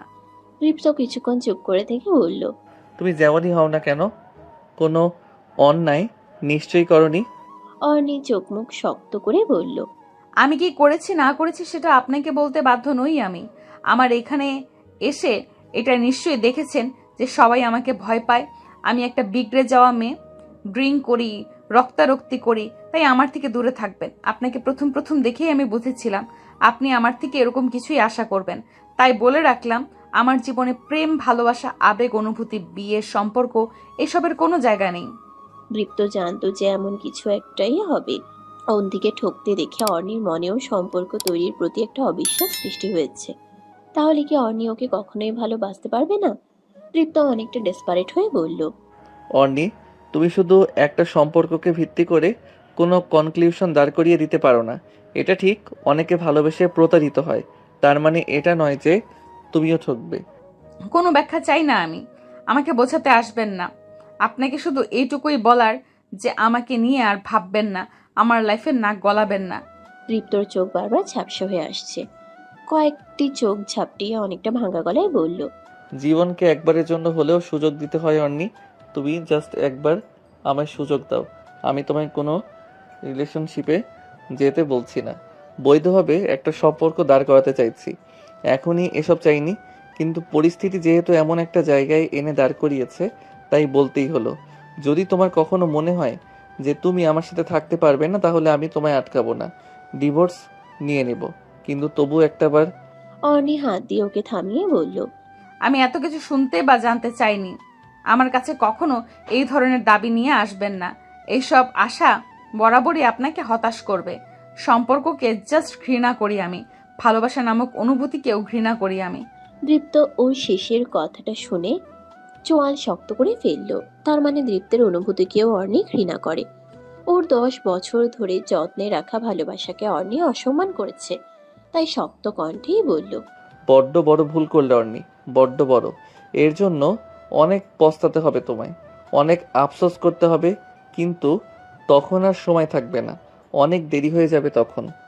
অর্ণি দৃপ্তের দিকে তীক্ষ্ণ দৃষ্টিতে কিছুক্ষণ তাকিয়ে থেকে গটগট পা ফেলে বেরিয়ে গেল। তোদের অন্তির বাড়িতে পাঠিয়েছি অর্ণি ওর বাবা মায়ের সব খবরাখবর আমাদের দেওয়ার জন্য, আর তুই ওখানে বসে বসে অর্ণির প্রেমে হাবুডুবু খাচ্ছিস। ইরহাম বিরক্ত হয়ে বলল, তোমাদেরকে তো জানাচ্ছি এসব, রূপক, তাও তুই আমায় এসব বলছিস? রূপক রাগী স্বরে বলল, জানালেও তুই অর্ণির দিকে বেশি নজর দিবি না। ইরহাম অবাক হয়ে বলল, কেন, তোর কি ওকে পছন্দ নাকি? আরে না, আমার অত শখ নেই ওকে পছন্দ করার। বাবা বলেছে অর্ণি নাকি আমাদের সব সিক্রেট অ্যাসিস্ট্যান্টদের গায়েব করেছে। ইরহাম চোখ বড় বড় করে বলল, কে? অর্ণি মার্ডারার? তোরা কিভাবে জানলি? আমি তো জাস্ট বলেছিলাম ও প্রতি রাতে কালো হুডি পরে কোথায় যেন যায়। সেটা জেনেই তো খবর লাগিয়ে শুনলাম অর্ণির নিজস্ব ডেরা আছে, আর ও সেখানে হাজার মানুষ নিয়ে গ্যাং বানিয়েছে। ইরহাম একটা শুকনো ঢোক গিলে বলল, তোরা কি তাহলে সামনের শুক্রবার ভিডিতে আসছিস? রূপক হতাশ গলায় বলল, ইয়া, ড্যাড আসবেই, কোনো কথা শুনছে না আমার। আচ্ছা, তাহলে সাবধানে আসিস। বলেই ফোন কেটে দিল। এদিকে দরজার বাইরে দাঁড়িয়ে অর্ণি এসব কথা শুনে নিজের হাত মুষ্টিবদ্ধ করে ফেলে বিড়বিড় করে বলল, এত বড় প্রতারণা! রূপকের সাথে সাথে তাদের দিন শেষ। তৃপ্ত হঠাৎ করেই অস্ট্রেলিয়া চলে যাবে শুনে পরিবারের সবাই বেশ ভালোই অবাক হয়েছে। শাহরিয়ার আহমেদ থমথমে গলায় বললেন, মাত্র 2 বছর হলো তুই অস্ট্রেলিয়া থেকে পড়াশোনা কমপ্লিট করে দেশে ফিরলি, এখন আবার চলে যাওয়ার মানে কি? মিসেস দিয়া বললেন, কাল সন্ধ্যার পর থেকে তুই উধাও হয়ে গেলি, ফোনেও পাওয়া যাচ্ছিল না, আর সারাদিন তোর খবর পাইনি। সারাদিন পর এখন বাড়ি ফিরে বলছিস তুই অস্ট্রেলিয়া চলে যাবি?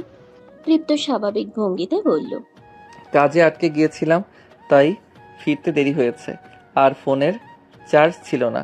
তৃপ্তি ঠোঁট উল্টিয়ে বলল, দেখ ভাইয়া, তোর দেশ ছেড়ে চলে যাওয়ার কোনো মানেই হয় না এখন। বাবা এই বয়সে ব্যবসা সামলাবে কিভাবে? আমি সামলাবো। মাঝে মাঝে শুধু ভাইয়া বা বাবা গিয়ে সবটা চেক করে এলেই চলবে। সবাই হাজার বুঝিয়েও কোনো কাজ হয়নি। তৃপ্ত ওর সিদ্ধান্তে অটল। কেউ কোনো কিছু না বুঝতে পারলেও শুভ্র ব্যাপারটা একটু হলেও আজ করতে পেরেছে।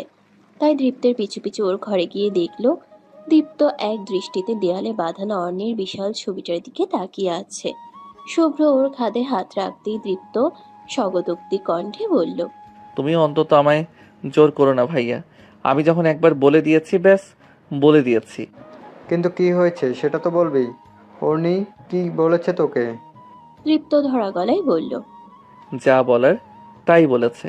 আমি জানতাম ও এমনটাই বলবে। ওর তো এটা বলাটাই স্বাভাবিক, কিন্তু ও এমন একটা কথা বলেছে ভাইয়া, আমি হাজার চাইলেও মনকে মানাতে পারছি না। অনেক কষ্ট হচ্ছে আমার। শুভ্র দীপ্তর কথা শুনেই বুঝতে পারছে যে ও কাঁদছে। একটা দীর্ঘশ্বাস ফেলে বলল, বললেই পারতি যে তুই এই সেই দৃপ্ত। এটা লুকিয়ে রেখেছিস কেন সেটাই বুঝতে পারছি না। এতে তো কষ্টটা তুইও বেশি পাচ্ছিস। বলে কি লাভ হতো? ও কি আমায় মেনে নিত?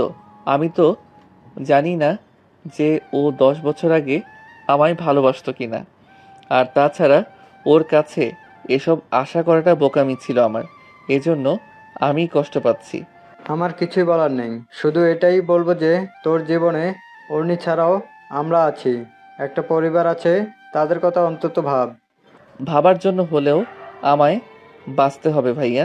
এখানে অন্যের কাছাকাছি থাকলে সেটা সম্ভব না। ওর থেকে ডিস্টেন্স বজায় রেখে চলা, ইগনোর করা, এসব আমার দ্বারা সম্ভব নয়। প্রতিটা মুহূর্ত বিষাক্ত লাগছে আমার। শুভ্র হতাশ হয়ে চলে গেল। তার ভাইটা অনেক বেশি কষ্ট পেয়েছে, যার জন্য এত কিছু করলো, শেষে গিয়ে সেই তাকে কষ্ট দিল। এটাকেই বলে বাস্তবতা। বার্লিন থেকে নিজের প্রাইভেট ফ্লাইট দিয়ে ডিরেক্ট বাংলাদেশে এসে ল্যান্ডিং করলেন রুদ্র, আহনাফ ও রূপক। এখানে প্রায় রাত 8টা বাজে। এসে দুজনকে এয়ারপোর্টে রিসিভ করতে এসেছে ইরহাম। দেশে ফিরে নিজের বাংলোতেই উঠতে পারতেন রুদ্র, আহনাফ, কিন্তু প্রাণের ভয়ে এখন একটা হোটেলে উঠবেন। ইরহামকে সেটা জানাতেও বলল, সমস্যা নেই আঙ্কেল, বেশ নিরিবিলি জায়গা একটা হোটেলে নিয়ে যাব আপনাদেরকে, যেখানে কেউই আপনাদের খুঁজে পাবে না। বলে ওদেরকে নিজের গাড়িতে উঠিয়ে নিয়ে গাড়ি স্টার্ট দিল নিজের গন্তব্যের উদ্দেশ্যে। প্রায় 2.5 ঘন্টা টানা ড্রাইভিং এর পর গাড়ি এসে থামলো একটা পুরনো বাংলোর সামনে। রূপক ব্রুকুচকে বলল, এটা কোথায় নিয়ে এলি বল তো? ইরহাম হেসে বলল, এটাই তো সেই জায়গা যেখানে তোরা এখন থেকে থাকবি। জায়গাটা বেশ নিরিবিলি না? রুদ্র, আহনাফ বললেন, জায়গা যেমনই হোক, বাড়িটা অনেক পুরনো, এর ভিতরে মানুষ থাকবে কিভাবে? আরে আঙ্কেল, বাইরের অবস্থা দেখে ভিতরের পরিস্থিতি যাচাই করেছেন কেন? চলুন, ভিতরে গেলেই বুঝবেন এটার থাকার যোগ্য নাকি। ইরহামের কথা শুনে অনিচ্ছা সত্ত্বেও ভেতরে ঢুকলেন রুদ্র, আহনাফ ও রূপক। ওরা প্রবেশ করার সাথে সাথেই মেইন ডোর বন্ধ হয়ে গেল। রূপক পেছনে তাকিয়ে ভীতকণ্ঠে বলল, এই দরজা বন্ধ হয়ে গেল কেন? এটা কখন খুলবে? ইরহাম বাঁকা হেসে বলল, এটা এখন আর খুলবে না। আশেপাশে তাকিয়ে দেখো, তোরা এখন বন্দি। রুদ্র, আহনাফ ও রূপক আশেপাশে চোখ বুলিয়ে দেখল তাদেরকে চারদিক থেকে ঘিরে ধরে দাঁড়িয়ে আছে অসংখ্য কালো পোশাক পরিহিত গার্ডস। রুদ্র, আহনাফ রাগী গলায় বললেন, এসবের মানে কি? মানে এটাই যে আপনাদের খেলা শেষ আর অর্ণিকা আনহারের খেলা শুরু। রুদ্র, আহনাফ ও রূপক চোখ বড় বড় করে সমস্বরে বলে উঠল, অর্নি? ইয়েস। এই তোমরা এভাবে এর মতো দাঁড়িয়ে আছো কেন? যাও, ওনাদের আপ্যায়ন করো। আমি অর্ণিকে ফোন দিয়ে আসতে বলছি।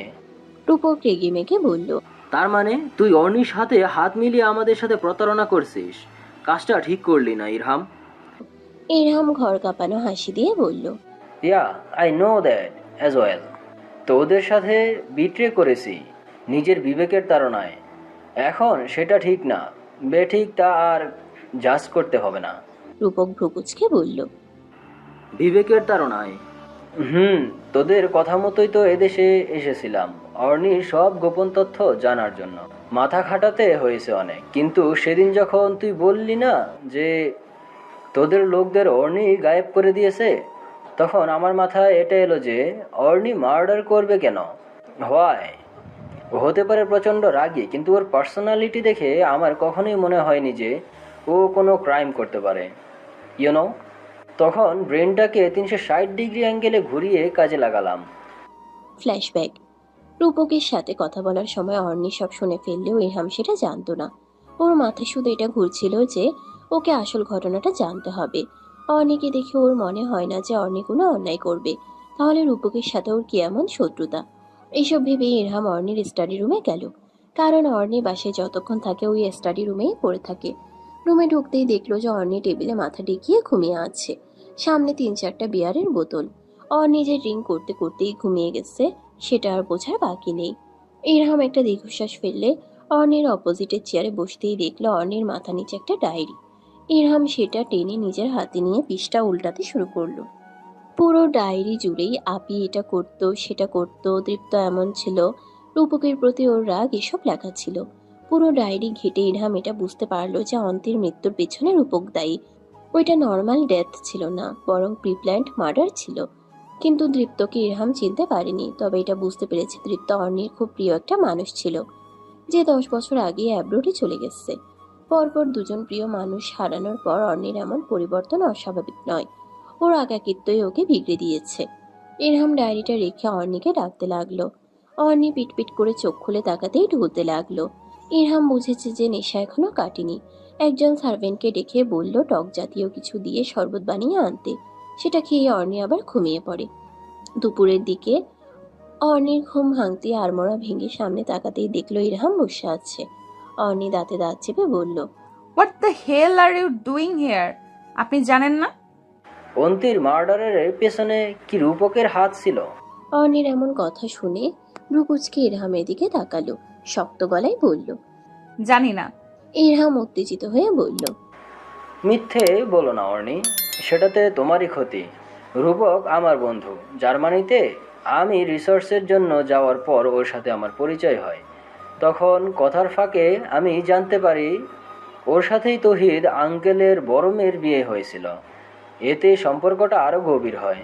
তবে আসল ঘটনা জানতাম না, ইভেন এখনও জানি না। আমি বাংলাদেশে আসছি শুনেই ও আমায় ফোন দিয়ে বলল তোমাদের বাড়িতে উঠতে আর তোমার ব্যাপারে ডেটা কালেক্ট করতে।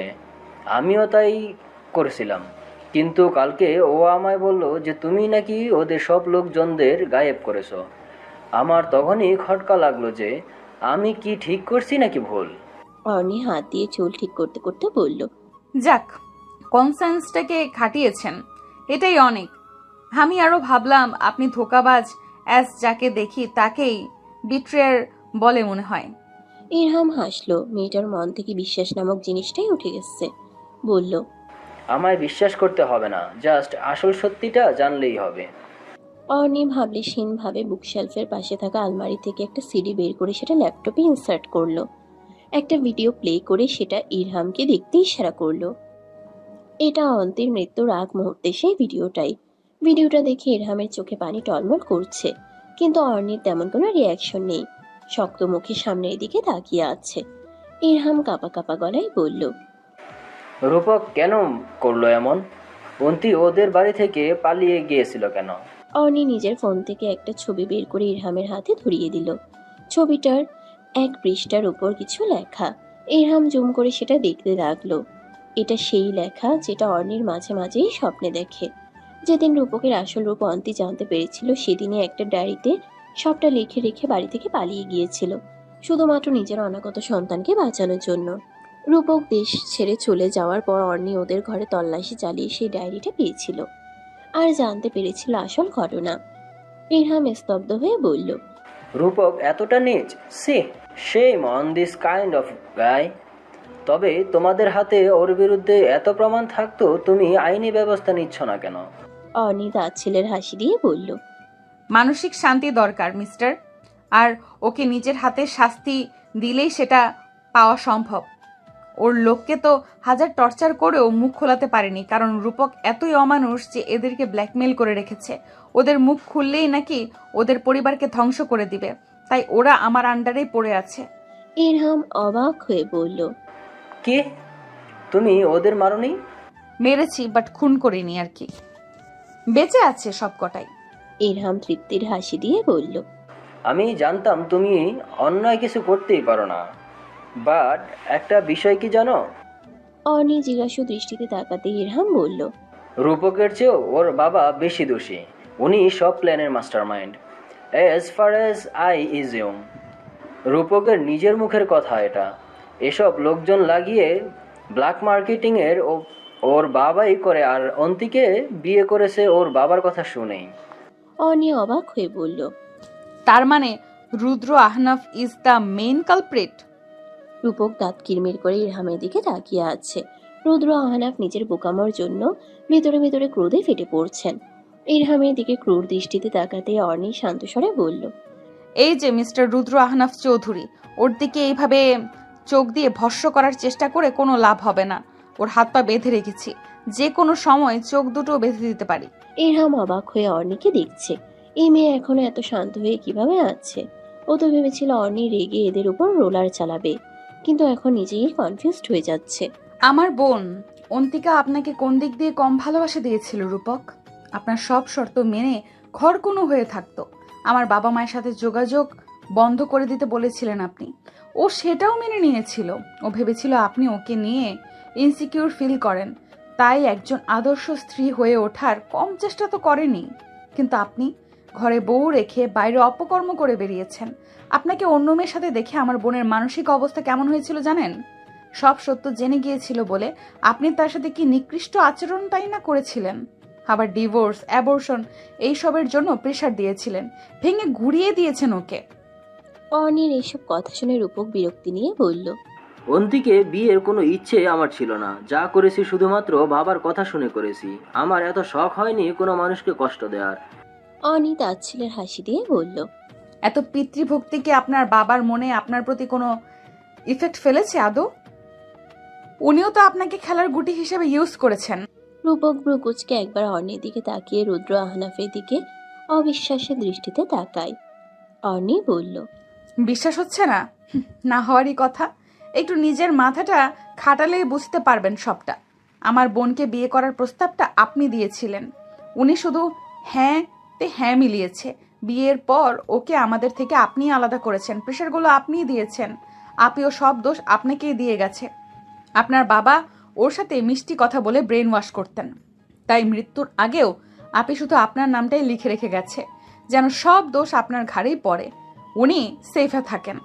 আমিও এতদিন জানতাম আপনি একমাত্র খুনি ছিলেন, কিন্তু না, কলকাঠি পেছন থেকে আপনার বাবা নাড়িয়েছেন আপনি কি ইউজ করে। রূপক স্তব্ধ হয়ে রুদ্র আহনাফের দিকে তাকালো। দুয়ে দুয়ে চার মিলে যাচ্ছে তার।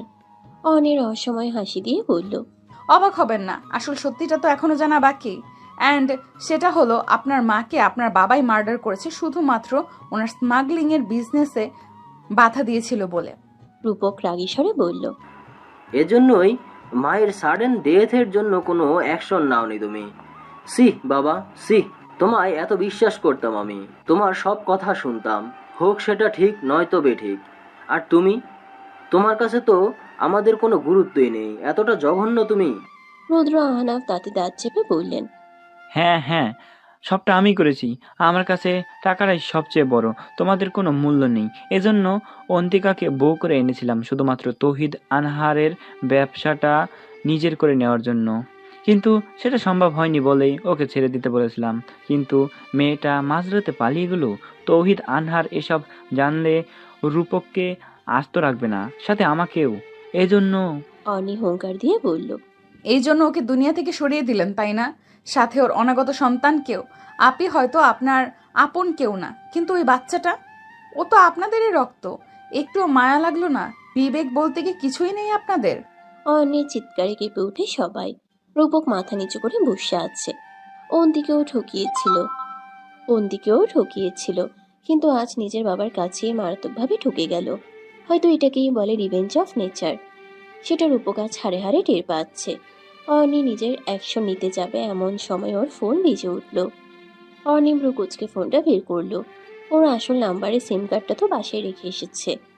ইনসার্টেড সিমের নাম্বারটা শুধু আসিফ ইশার গ্যাংয়ের কয়েকজন জানে, কিন্তু ওরা তো এখানেই আছে, তাহলে ফোন দিল কে? আর নাম্বারই বা পেল কিভাবে? অর্ণি কল রিসিভ করতেই ওপাশ থেকে বলল, ওদেরকে নিজের হাতে মেরো না প্লিজ। আমি চাই না তোমার হাতে ওদের রক্ত লাগুক। আমার কোনো রিকোয়েস্টই তুমি রাখোনি। আমার কোনো গুরুত্ব হয়তো তোমার কাছে নেই, কিন্তু এই কথাটা অন্তত শোনো। ধরে নাও এটা তোমার কাছে করা আমার শেষ আবদার। অর্ণি অবাক হয়ে বলল, কি সব বলছেন? কে আপনি? ভুলে গেছো আমায় জানি, তবুও কথাটা রাখো। ওদেরকে আইনের হাতে তুলে দাও। সর্বোচ্চ শাস্তি আমি নিশ্চিত করব। অর্ণি দাঁতে দাঁত চেপে বলল। ওদেরকে তো আমিই মারবো, সবচেয়ে কঠিন মৃত্যু দেব ওদের। ও পাশ থেকে হতাশ সুরে বলল, ওকে, আমি ফোর্স পাঠিয়ে দিচ্ছি তোমার বাংলোয়। তুমি আমার কথা শুনবে না সেটা আমি আগেই জানতাম। বলেই ফোন কেটে দিল। অর্ণি হতভম্ব হয়ে এদিক ওদিক তাকাতে একদল পুলিশ ফোর্স ভেতরে ঢুকে চারপাশে ঘিরে ধরে। অর্ণিকে উদ্দেশ্য করে বলল, আমাদের পাঠানো হয়েছে রুদ্র আহনাব চৌধুরী ও রূপক চৌধুরী নামের দুইজনকে নিয়ে যাওয়ার জন্য। অর্ণি ব্রুকুচকে বলল, আপনাদের এখানে পাঠালো কে? সেটা তো বলতে পারবো না ম্যাম, আপনাকে বলার পারমিশন নেই। অর্ণি রাগী গলায় বলল, মানে কি? আমি ওদের নিয়ে যেতে দেব না। কিছু করার নেই ম্যাম, ওদেরকে আমরা নিয়ে যাবই। আপনি জেদ করলে জোর করার অর্ডারও আমাদের দেওয়া হয়েছে। পুলিশ ফোর্স রুদ্র আহনাফ ও রূপককে নিয়ে চলে গেল। অর্ণির কিছুই করতে পারল না। যাওয়ার আগে রূপক অসহায় দৃষ্টিতে অর্ণিকে বলেছিল, আমি জানি আমার করা অন্যায়ের কোনো ক্ষমা হয় না, আমি ক্ষমা চাইবো না। যার সাথে অন্যায় করলাম তাকেও তো নিজ হাতেই শেষ করে দিয়েছি। তুমি অন্তির খুব আদরের একজন মানুষ ছিলে। ও আমায় যতটা ভালোবাসতো তোমাকেও ততটাই ভালোবাসতো। তাই তোমাকে বলে যাচ্ছি, এরপর আর সুযোগ নাও হতে পারে। আমি সত্যি তোমার করা কাজের জন্য অনেক অনুতপ্ত। তোমার হাতে মৃত্যু হলে হয়তো একটু শান্তি পেতাম, কিন্তু সেটাও আমার কপালে নেই। অর্ণি তাচ্ছিলের মুখ ঘুরিয়ে বলল, আপনাকে তেমন কোনো কষ্ট দেওয়া আমার দ্বারা সম্ভব হতো না, কারণ আপনি কষ্ট পেলে আপিও অনেক কষ্ট পেত। আপনার কোনো আঘাতও সহ্য করতে পারবে না। ও কতটা ভালোবাসতো আপনাকে সেটা কল্পনাও করতে পারবেন না। শুধু আফসোস একটাই, আপনি সেটার যোগ্যই ছিলেন না কখনো। রূপক একটা কান্নামাখা হাসি দিয়ে পুলিশের সাথে চলে গেল। বারবার অন্তিকার হাসি মাখা মুখটা চোখের সামনে ভাসছে। আজ নিজের উপরে ঘৃণা লাগছে তার। কতটা জঘন্য সে! ক্ষতবিক্ষত হৃদয় নিয়ে নিকোষ কালো আকাশের দিকে তাকিয়ে মনে মনে বলল, সত্যি আজ তোমাকে দেওয়া কষ্টগুলো আমায় আঘাত করছে। অন্তি, আমায় কেন ভালোবেসেছিলে তুমি? হয় অর্ণি হাতে থাকা রিভলভারটা সজলে ফ্লোরে ছুঁড়ে মেরে দুই হাত দিয়ে নিজের মাথার চুল আঁকড়ে ধরল। ইরহামের মাথার উপর দিয়ে যাচ্ছে সবকিছু। সে কিছুই বুঝতে পারছে না। পুলিশ এখানে কোত্থেকে এলো? ওদের নিয়ে গেল কেন? এমন হাজারো প্রশ্ন ভিড় করছে ওর মস্তিষ্কে। অর্ণির দিকে তাকিয়ে ভয়ে ভয়ে বলল, অর্ণি, শান্ত হও। এখানে আমাদের কারোর কিছু করার নেই, তবুও মাথা ঠান্ডা করো। অর্ণি দাঁতে দাঁত চেপে বলল, কিভাবে মাথা ঠান্ডা রাখবো আমি? আমার সব প্ল্যান স্পয়েলড হয়ে গেল। ইরহাম, কেন এমনটা হলো? ইরহাম কিছু একটা ভেবে বলল, তোমার যে কিছুক্ষণ আগে একটা কল এলো, কে ছিল সেটা? অর্ণির হঠাৎ মনে পড়ল কলটার কথা। এতক্ষণ মাথা গরম থাকায় ভুলে গিয়েছিল। দ্রুত ফোন বের করে নাম্বারটা দেখে বলল, এটা কোনো বিদেশি নাম্বার বলে মনে হচ্ছে, বাট কে দিল কলটা? কে জানে আজকে প্ল্যানিং সম্পর্কে? কি বলছিল ফোনে? অর্ণি কলের ভয়েস রেকর্ডিংটা চালু করে ইরহামকে শুনতে বলল। দ্বিতীয়বার সবটা শুনে অর্ণির ভ্রু আপনা আপনি কুঁচকে গেল। বিড়বিড় করে বলল, তাশরিফ শাহরিয়া দৃপ্ত? ইরহাম অবাক হয়ে বলল, কার কথা বললে মিস্টার তাশরিফ শাহরিয়ার? অর্ণি বিরক্তি নিয়ে বলল, হ্যাঁ, কথা শুনে তো মনে হচ্ছে উনিই কলটা দিয়েছেন। ইরহাম হতবাক হয়ে বলল, কিন্তু উনি তোমায় কেন কল দিতে যাবেন? ওনার সাথে এসবের কি সম্পর্ক? উনি কিভাবে এত কিছু জানবেন? অর্ণি ভ্রু কুঁচকে বলল, তুমি চেনো ওনাকে? চেনাটা তো অস্বাভাবিক কিছু না। ওনার নামের অনেক আর্টিকেল পড়েছি। নিউ ইয়র্কের একটা বিজনেস ফেস্টেও উনি আর ওনার ভাই শুভ্রকে দেখেছিলাম, কথাও হয়েছিল। শুভ্রের নাম শুনে অর্ণি চমকে ওঠে। এই দৃপ্তের ভাইয়ের নাম শুভ্র হলে এটাই তো সেই দৃপ্ত। তার মানে ওই সেই দৃপ্ত। অর্ণি কাঁপা কাঁপা গলায় বলল, কি কি বললে তুমি? শুভ্র? হ্যাঁ, তাশরিফ সরোয়ার দৃপ্ত আর তাসফিন শাহরিয়ার শুভ্র, এরা দুই ভাই, তুমি জানো না? অর্ণি ধপ করে ফ্লোরে বসে পড়ল। অসহায় স্বরে বলল, ওর কথা রেখেছে, ফিরে এসেছিল আমার কাছে, আমি ওকে আবার দূরে ঠেলে দিলাম। ইরহাম হতভম্ব হয়ে অর্ণির দিকে তাকিয়ে আছে। এই প্রথম এইভাবে কথা বলতে দেখল সে। মুখোমুখি চেয়ারে বসে আছে অর্ণি আর শুভ্র। অর্ণির পাশে ইরহাম চিন্তিত ভঙ্গিতে ঘন ঘন পলক ফেলছে, আর অর্ণি মনে মনে ইতস্তত করছে। শুভ্র থমথমে গলায় বলল, লিসেন অর্ণি, যা বলার একটু তাড়াতাড়ি বলো। তুমি কথা বলবে শুনে আমি একটা সার্জারি ক্যান্সেল করে এখানে এসেছি। তবে আমায় একবার অফিসে যেতে হবে। হসপিটাল অফিস দুটোই সামলাতে হচ্ছে ইদানিং। অর্ণি অবাক হয়ে বলল, দৃপ্ত থাকতে আপনাকে কেন অফিস সামলাতে হয়? শুভ্র চাপা দীর্ঘশ্বাস ফেলে বলল, দীপ্ত 1 মাস আগেই দেশ ছেড়ে অস্ট্রেলিয়া চলে গেছে, তাই রোজ একবার করে অফিসে যেতে হয় আমায়। অর্ণি স্তব্ধ হয়ে গেল এই কথা শুনে। চোখ দুটো পানিতে টলমল করছে ওর। ধরা গলায় বলল, কেন চলে গেল? ও কি আর ফিরবে না? শুভ্র তাচ্ছিলের হাসি দিয়ে বলল, তা জেনে তুমি কি করবে? তোমার তো কোনো যায় আসে না ওর কোথায় যাওয়া না যাওয়া নিয়ে। তুমি শুধু তোমার বোনের মৃত্যুর প্রতিশোধ নিতে গিয়েছিলে, সেটা নিতে তো পেরেছই। কিন্তু তোমার কি এটা মনে হয় না রূপক আর তোমার কাজটা অলমোস্ট সেম? অর্ণি অবাক হয়ে বলল, মানে আবার কি? তোমরা দুজনেই মন ভেঙেছো, এটা কি অন্যায় নয়? আমি তখন জানতাম না যে ওই সেই 10 বছর আগের দৃপ্ত। ওর মধ্যে অনেক পরিবর্তন এসেছে, আমি বুঝতে পারিনি, চিনতে পারিনি ওকে। চিনতে পারোনি না? চেনার চেষ্টাই করনি, আর করবেই বা কেন? তুমি তো তখন তোমার জেদ, ইগো এইসব ধরে বসেছিলে। নিজের স্বার্থটাই হয়তো তোমার কাছে প্রধান ছিল, এজন্যই অন্য কোনো দিকে নজর দেওয়ার সময় হয়নি তোমার। অর্ণির চোখ এবার পানি ছেড়ে দিল। ইরহাম আর শুভ্র দুজনেই অবাক চোখে তাকালো অর্ণির দিকে। এই মেয়েটা যে কাঁদতেও জানে সেটা ভেবেই অবাক হচ্ছে তারা। অর্ণি ভাঙা গলায় বলল, আসলে এই দোষটা আমারই ছিল। আমি আবেগ, অনুভূতি, বিশ্বাস এসবকে মূল্য দিতে চাইতাম না। এটাই আমার ভুল ছিল। দৃপ্ত যাওয়ার আগে বলে গিয়েছিল আমাকে আফসোস করতে হবে, কিন্তু তখন অনেক দেরি হয়ে যাবে।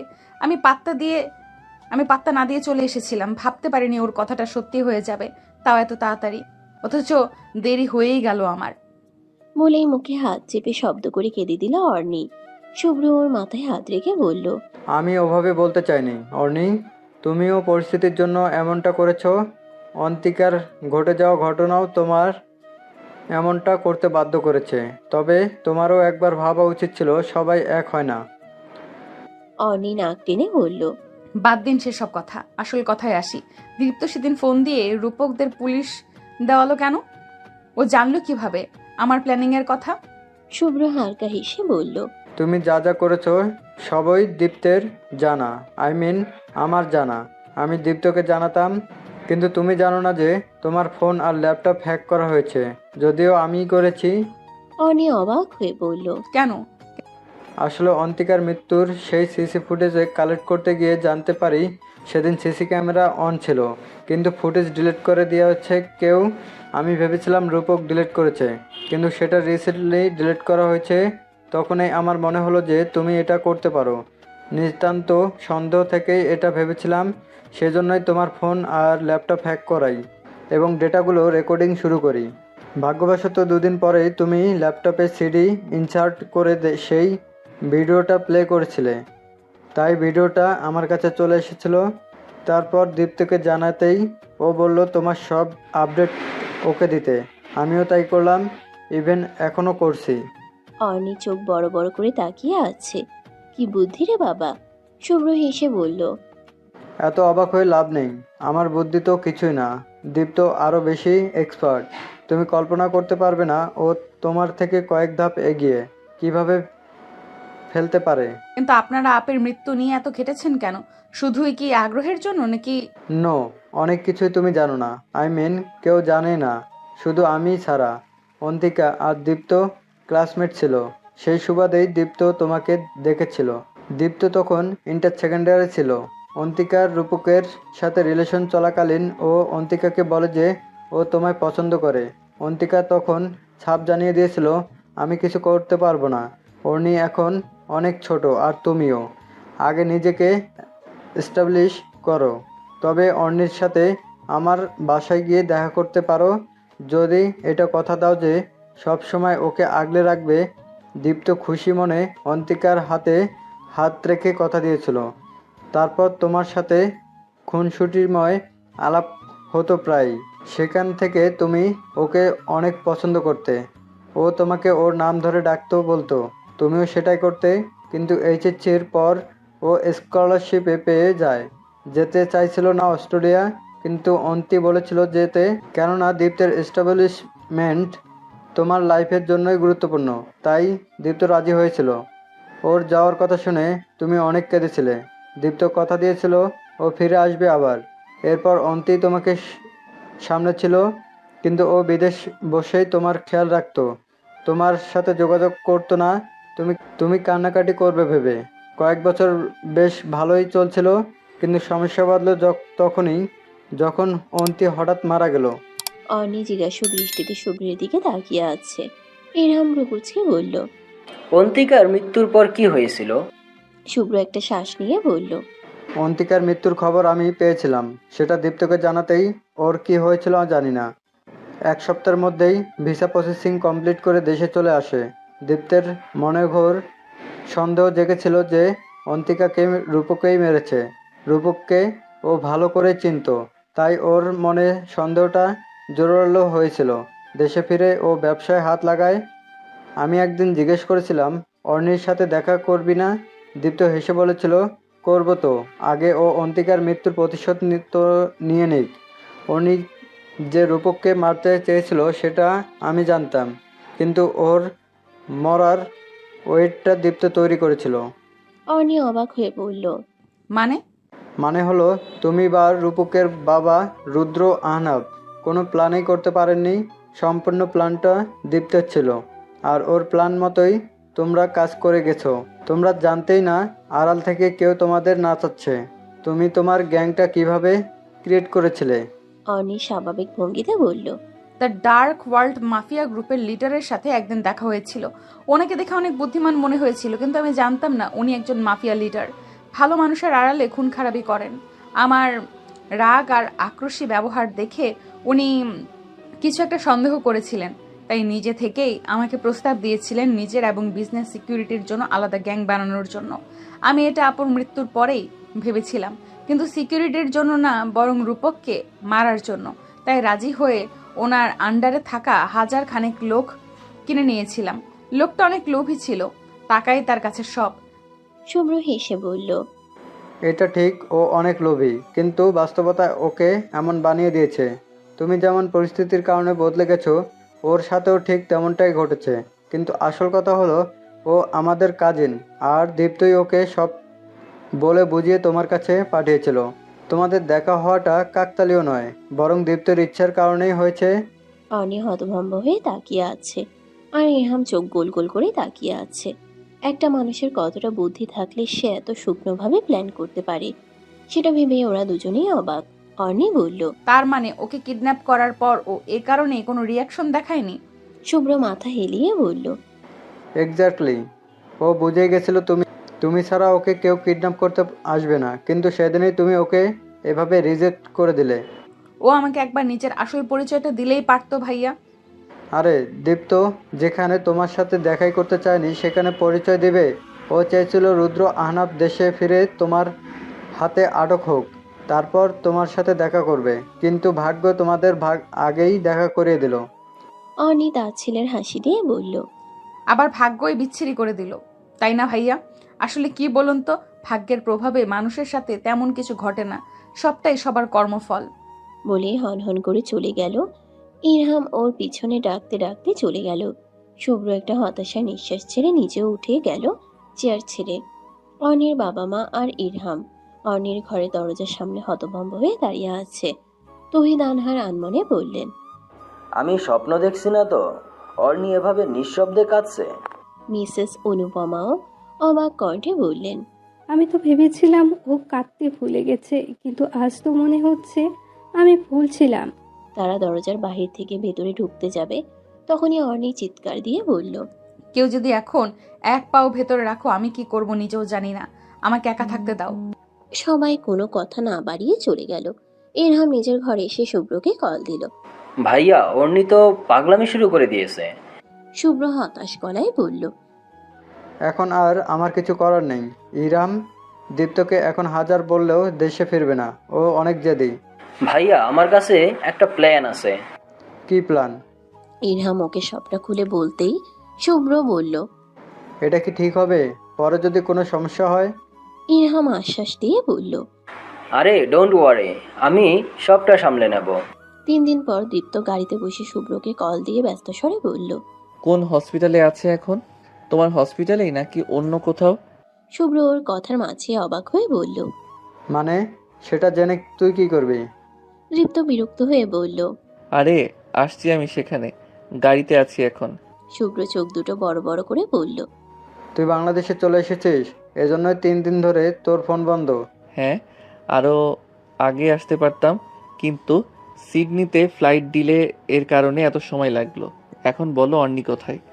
শুভ্র আমতা আমতা করে বলল। আমার হসপিটালে আছে, এখন ভালোই আছে ও।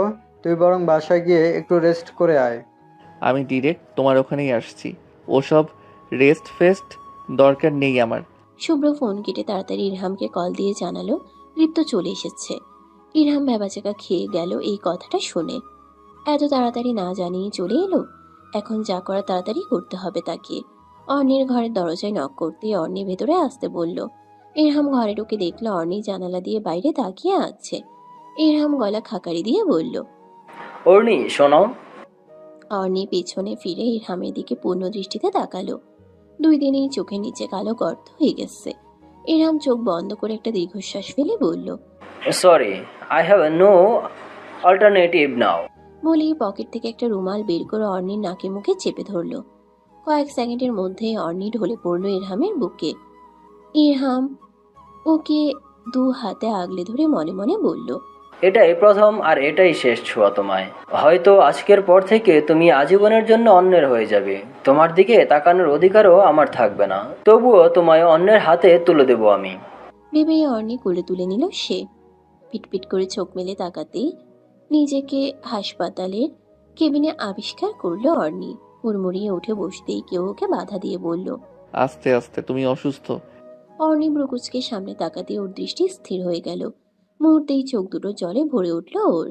দীপ্ত ওর চোখে পানি দেখে ব্যস্ত হয়ে বলল। খারাপ লাগছে? দাঁড়াও, আমি ভাইয়াকে ডেকে আনছি। বলেই বসা থেকে উঠতে যাবে এমন সময় অর্নি ওর হাত ধরে আটকে দিয়ে বলল। তুমি কি আবার চলে যাবে দীপ্ত? আমাকে একা ফেলে আবার দূরে সরে যাবে? আমার প্রতি কি তোমার একটুও মায়া হয় না? দীপ্ত অবাক চোখে অর্নির দিকে তাকালো। অর্নি এসব কথা বলছে কেন? ও কি সব জেনে গেছে? এসব তুমি কি বলছো? তুমি এখন অসুস্থ, সো নিজের স্বাস্থ্যের প্রতি কনসেন্ট্রেট করো। এসব ইউজলেস কথা বলা বন্ধ করো। অর্নি অবাক হয়ে বলল। আমার কথাগুলো তোমার কাছে ইউজলেস বলে মনে হচ্ছে? তুমি... কথা শেষ হওয়ার আগেই শুভ্র কেবিনে এসে বলল। অর্নির জ্ঞান ফিরেছে তাহলে?